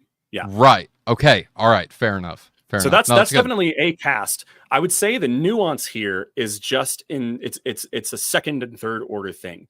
Yes. So my cast on this, my way of looking at and diagramming this in the way that I cash out those ambiguities is to say that the emphasis is on how we are supposed to respond in partnership with God to look for opportunities to create good. Yes. In a world that is waiting for the revealing of the sons of God, in a world that is desperate in the pain of child labor, looking for the opportunity to be set free. It's waiting for the revealing of the sons of God. And we being those people here and now, to kind of borrow from Paul's thinking in Colossians 3, since we are seated already at the right hand of God, this is how we should live. Right. I'm taking it as sort of a clarion call, a call to action to live in a certain way in partnership with God, to be looking for opportunities to bring about good. Yes. Okay. And the way that works out is that God is working in all manner of things, because his children are involved in all manner of things. God is working in all manner of things to bring good outcomes through partnership with those he's called according to his purpose. Yeah. Your cast on it, which is hard to disagree with, is that God is, it's a little bit more distant language. It's not quite so personal. I'm in the trenches with you struggling through this thing to bring good out of it. But it is more of a 50,000 foot flyover view that God, anywhere you look, anything that you see transpiring in the creation, God already has a plan and already has a way that he is working things together to bring about the maximum amount of good for his people, for his children. He is always at work, even in hard things that they're suffering through. Yeah. He has, even if he didn't bring the hard thing about, even if he didn't cause the difficulty to come about, nevertheless, it has something that he can bring good out of. Nothing is so beyond his reach that he can't redeem it in some way. Right. And I think that cast in particular might make better sense of some of the suffering language later in the chapter. But either way, I think that we can make that passage make sense. And either way, It isn't what Dr. White said. Right. And well, and not only that too. So we know that Paul wrote Romans and Philippians, right? And then Right. whenever he goes into Philippians 2:12, talking about how God is energizing us both to That's right. energize and to will according to His good pleasure, right? So I Yeah. think we're even a little bit closer, maybe, Yeah. together, because there is that sense in which God is working in, through, but most importantly, with us, right? Mhm. To accomplish His purposes, to do these things. Because I don't know about you, bro, but I set out, and the way James painted this picture of your view, just kind of going back to the scheme of this debate, is like God wakes up in the morning like I wake up in the morning, and His plans are frustrated because, well, He didn't know what was going to happen. And it's like, no. This verse right here talks about how all of these things that happen to us and through God are working for our good. So there's a purpose in mind in that statement, or in that idea. Is that fair? 100%. And I'll Okay. just point out in passing, this is all present language. Right. God is doing something in Yes. the present moment. Yes. It's That's- temporal language by its nature. Same thing with Ephesians 1:13 or 1:9. 1:11. I think. One. He Yeah. well, the 1:11 passage, he works Yes. present Yes. in all things. Okay. Because again, there's some ambiguity there in the way that the Greek is cast, and it's been translated a certain way for a long time. Yep. There's some ambiguity there where I would kind of render that one as God works in all things. Mm-hmm. Right. He works in all things according to the counsel of his will. Right. Okay. Counsel is another present tense verb. Right. Yes. You take counsel with someone if you are speaking to them actively and formulating a plan. Yes. Okay. And what he is counseling in that verse is his own desire and the thing that he wants to bring about. Because will, again, it's such a fraught term now with all the ways that the Calvinists have redefined these things. Is it the decretive will or the perceptive will? No, that's not the right. It's God's desire, what God desires. Right. God is constantly working in things according to what he wants to bring about. Mhm. So same That's thing, good. but it's all present tense language. Yeah. No, that's good. And it would make more sense to me if there is this eternal decree, like the present tense language wouldn't be applicable here, unless James wants to make the distinction of temporally versus not, right? God worked all things according to his will, or God, even better, because Paul uses two terms in the first chapter of Romans, orizo and aporizo, that mean, orizo means determine, right? Yeah. And so if he wanted to use that, God, okay, aorist tense, determined all things to work together for good. He could have did that, but no, he uses synergy and the present tense of that verb. So very That's telling not to me. That's not the way that it's written. And so what this ultimately becomes That's right. is elevating philosophical cohesion to another system Yes. above the exact writing of inspired scripture. Like if we take scripture to be inspired, Yep. it says what it says. God did it on purpose. He wrote it that way.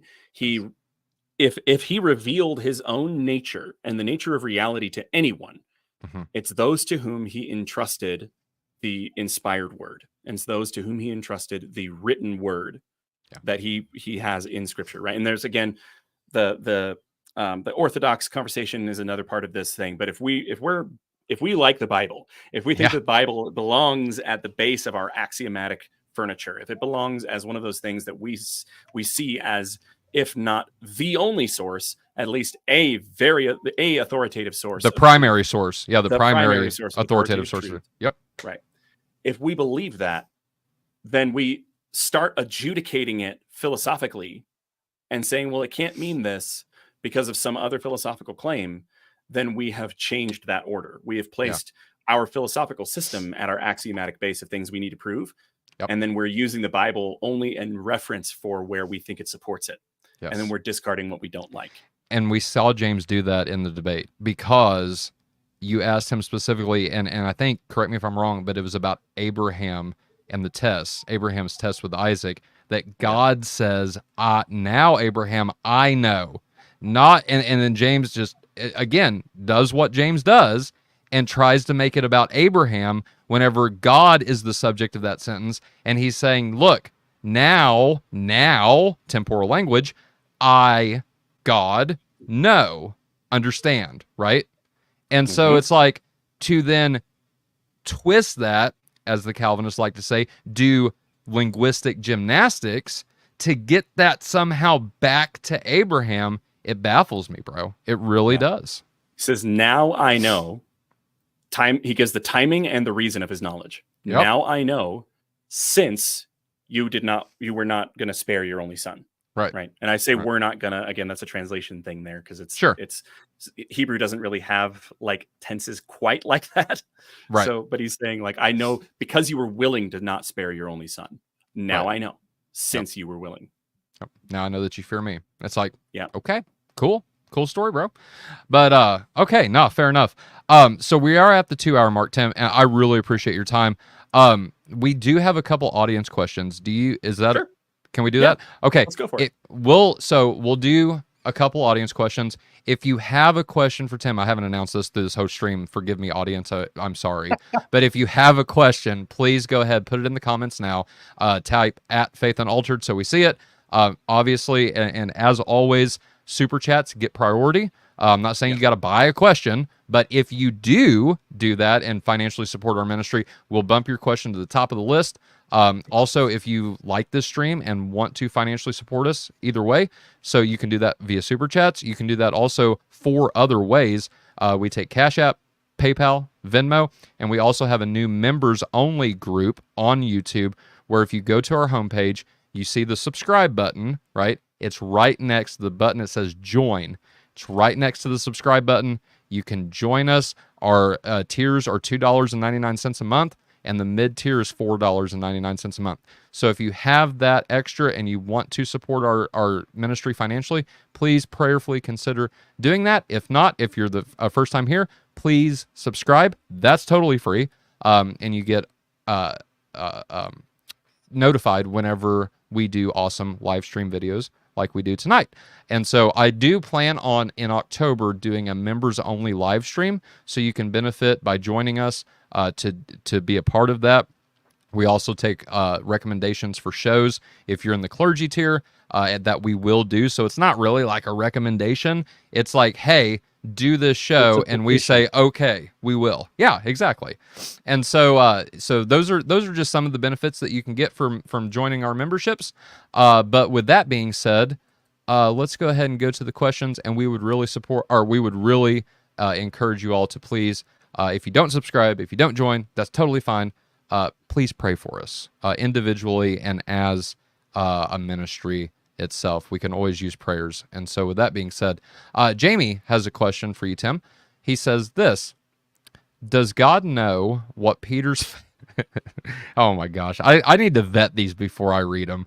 Anyway, does God know what Peter's favorite flavor of ice cream is, even though Peter hasn't tried any yet?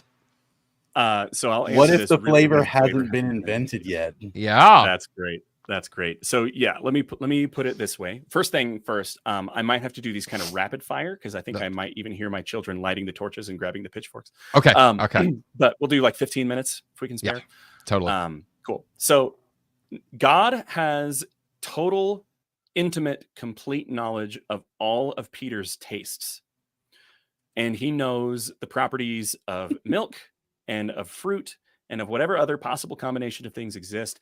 If chocolate hadn't been discovered yet, or if things like that hadn't been discovered yet, he nevertheless knows what all of those things taste like. So he would know, and he probably knows flavors that we can't even fathom, by the way, and we have no concept for. So he does know what Peter's favorite flavor of ice cream would be. And if it doesn't exist yet, he obviously doesn't know what his favorite flavor of ice cream is, but his intimate knowledge of Peter and his biological preferences and his taste buds and his infinite knowledge of all possible flavors would lead him to know exactly what his favorite flavor of ice cream would be. As Sean says, it is clearly fish food. And I agree. I agree. We want to get Baskin Robbins to make a Faith Unaltered flavor of ice cream. We might call it reprobate raspberry. There you go. We'll try to do something like that. All right. Chris asks, so don't close theists believe all of infinity is already settled? Because if it is not a settled, done thing, how is it closed? Correct. Settled and closed are they're synonymous in this case, right? So if If the record is closed about what will happen, then it's the truth values of everything that will transpire are settled, closed, determined ahead of time. Now, determined, I don't want to use like a loaded term there. I wanted to avoid it. But if the truth value of what will transpire is already set ahead of time, separate from the event itself transpiring, then there's some senses in which you could say that's determined. But if we want to soften that, it's closed or settled. And there's no other fact of the matter. If you want to make some kind of an appeal to possibilities, you can. Arminians do this all the time. Well, they'll say God knows exactly what will happen, but other things possibly could happen, but they're not real possibilities and they're not open possibilities, because God in that view must know with 100% certainty what will and won't transpire, regardless of what else was possible. So if it's closed, if the record is closed, if it's settled, there is no other fact of the matter for God to know. And infinity is already settled. And then I think it makes hash of verses that, for example, say things like, what sort of, in 1 Peter and 2 Peter, right? What sort of people should we be then? How should we then act as people who obey and follow God, hastening the day of the Lord? Yeah. He's literally saying that the day of the Lord is coming, and our obedience to God moves it closer or further away if we disobey. Away, yeah. Right. It's clear as a bell. All right. Alex asks, Tim. Hey, Alex. I love Alex. This is a person, like, if I have a theological twin, I don't know if he would accept this claim. If I have a theological twin, this guy is probably it. So. Alex is it. Okay. Right on. Okay.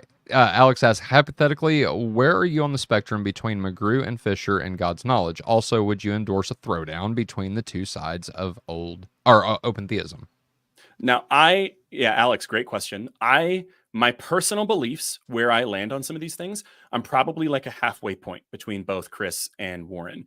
Chris has a knack, and if you guys know Chris Fisher, he just has a willingness to go to whatever uncomfortable place he wants and just kind of be even keel, fine, whatever. Like, yeah, I will countenance any possible interpretation of this, because it's what the Bible says. He's such a strict and rigid evidentialist that doesn't matter what it says. Well, shoot, I mean, I guess that's what it says. God has to go down and observe what's happening in Sodom and Gomorrah in order to understand if the outcry that comes to him is true, and if it's not, then he'll know. Yeah, cool. I'll just take that as written. I'm like, okay, I'm kind of uncomfortable with that. That sounds like he doesn't have exhaustive present knowledge. I don't want to affirm that. And there's all this stuff. Warren is more, he's in the dynamic omniscience view, which is sort of like a neo-Molinism. Yes. Which neo-Molinism would be kind of like, if God knows all if-then counterfactuals in terms of what will happen on Molinism, qua Molinism. Neo-Molinism is like God knows everything that could happen, and he knows them with percentage judgments. I think that there are things, and that means that he knows all possible futures. Okay. That's kind of like a Greg Boyd approach to this as well. John Sanders, Greg Boyd, Warren McGrew. I'm kind of a halfway point between, like, I'll go wherever the text says, and I think philosophically it makes sense for God to know all possible futures. I'm a halfway point that it kind of tips one way or the other based on my reading of the biblical evidence. Okay. You know what? Go ahead. The other side of the question was, would I endorse a debate between, or like a conflict between open theists or something like that? I'm going to save my bullets for Calvinism first when it comes to this discussion. And I'm going to be, enemy of my enemy is my friend. Let's get the Arminians and the Molinists here in an army first. If we're going to take down Calvinism and get rid of Calvinism, not Calvinists. Hey, I love Calvinists. Yeah. Again, you're welcome to join our side anytime. But let's get rid of Calvinism first, and then we'll sort of cordon off the Arminians and deal with that, and then we'll deal with Molinism, and then we'll have all these conversations once we're all open theists. I think Orthodox Christians would be up for that too, because we had a fun little episode, two-parter, where we had it was called "Killing Calvinism," not "Killing Calvinists," because we love our Calvinist brothers and sisters, right? But we had Tim Stratton. We had Lucas from the name's escaping me off the top of my head. Method Ministries. Thank you, Josh. Yeah, and then what the funny part about that was we had Lucas then on the other side of the table taking on Father John Whiteford about sola fide, and that so yeah, we're willing to work together. And then obviously where we disagree, we're willing to have conversations about that as well, which brings me to my next point. I would love to have a conversation with you about Sola Scriptura. I think that would be really fun. Are you be very Sola Scriptura, Tim? Yeah. I mean, so look, I won't go with all of those different entailments because Sola Okay. Scriptura is often framed up in some unhelpful ways with a lot of other baggage dragging along behind it and then implications following along after it. That's true. Do I think that the scripture is one of, if not the superior revelation of truth in all that it teaches and affirms? Yes. Do I also think that it is deliberately difficult to understand in some cases and requires meditation and therefore brings about the possibility of lots of different understandings and valid readings of certain texts? Yeah. Yes. I think so. I think Sola Scriptura often gets cast as my interpretation of the scriptures is true and authoritative. But I do think that scripture is authoritative. But this would be a discussion for another time, how that cashes out with other sources of authority. Yeah. For example, I think that the word of God is not equal to God himself. Okay. It is God's word, and he spoke it authoritatively, but I don't have a relationship with a book. I have a relationship with the being that the book reveals. Yeah, that's good. And before anybody clips that out of context and says that Tim's like an Arian or something, whenever he says word of God, he means the Bible and not Jesus, I'm assuming. Right. Yeah, I do. Okay, fair enough. Well, Tim Barber, thank you so much for joining us on our little podcast here. I would love to have you back, like I've already said. And so whenever you get freed up, let's connect and let's plan another discussion, dude. This was really, really fun. Josh, do you got any final closing thoughts? Do I? I mean, if I could condense them in any way, let me see. You're well pleased. I am. Yes. First of all, I am pleased. Second of all, I need you to come on for Cosmic Corner at least once, please. And then, in terms of what my takeaway from this conversation is: A, I understand better, so thank you. B, I think I understand that there might be a distinction I wasn't making before to understand how this kind of pans itself out. Something like, yes, God knows because he's God, but what he knows changes because it is not. Something like that, right? Yeah. And then also from the Romans text that you guys were talking about, I feel like that was a really good summary statement of almost the entire conversation's flavor so far. Is really your emphasis has been God is active and works in/with creation for his purposes. This is not just because he's stuck here with us in time as a container. Fair enough. It's because God has purposes with and for us, right? He's working in and with creation. His purpose is to bring about the good of those who love him by redeeming even those things that deviated from his intent. In the midst of a war in which the force that he's commanding gains victory through self-sacrificial love, which means that they need to be shaped by the forces that are working against them to become more like their general and their leader in order to gain the victory through non-combative, loving, self-sacrificial means. Yeah. Yes. That was very image-laden language there. I like that. Well, and that's what the gospel, the message of Jesus, there's a whole lot of different connotations. And if you're interested in that view, I would recommend personally Michael Heiser's Reversing Herman. Oh, buddy. Fantastic book. How dare you invoke Michael Heiser with only like a couple minutes left in our I conversation? know. I know. That's why we got to have you back. But until then, Tim, thank you so much, brother. It's been awesome. It's been fun. And we got to have you back. Like I said, Josh, always a pleasure to co-host the show with you. Thank you to our audience. If it's your first time here, please like this video. Please share this video with your friends and family. And please consider subscribing to our channel. If you are a subscriber and want to do more with Faith Unaltered, please consider joining our memberships. But as always, please, please, please pray for us. We will see you next time. Until then, good night, God bless, and stay like Christ.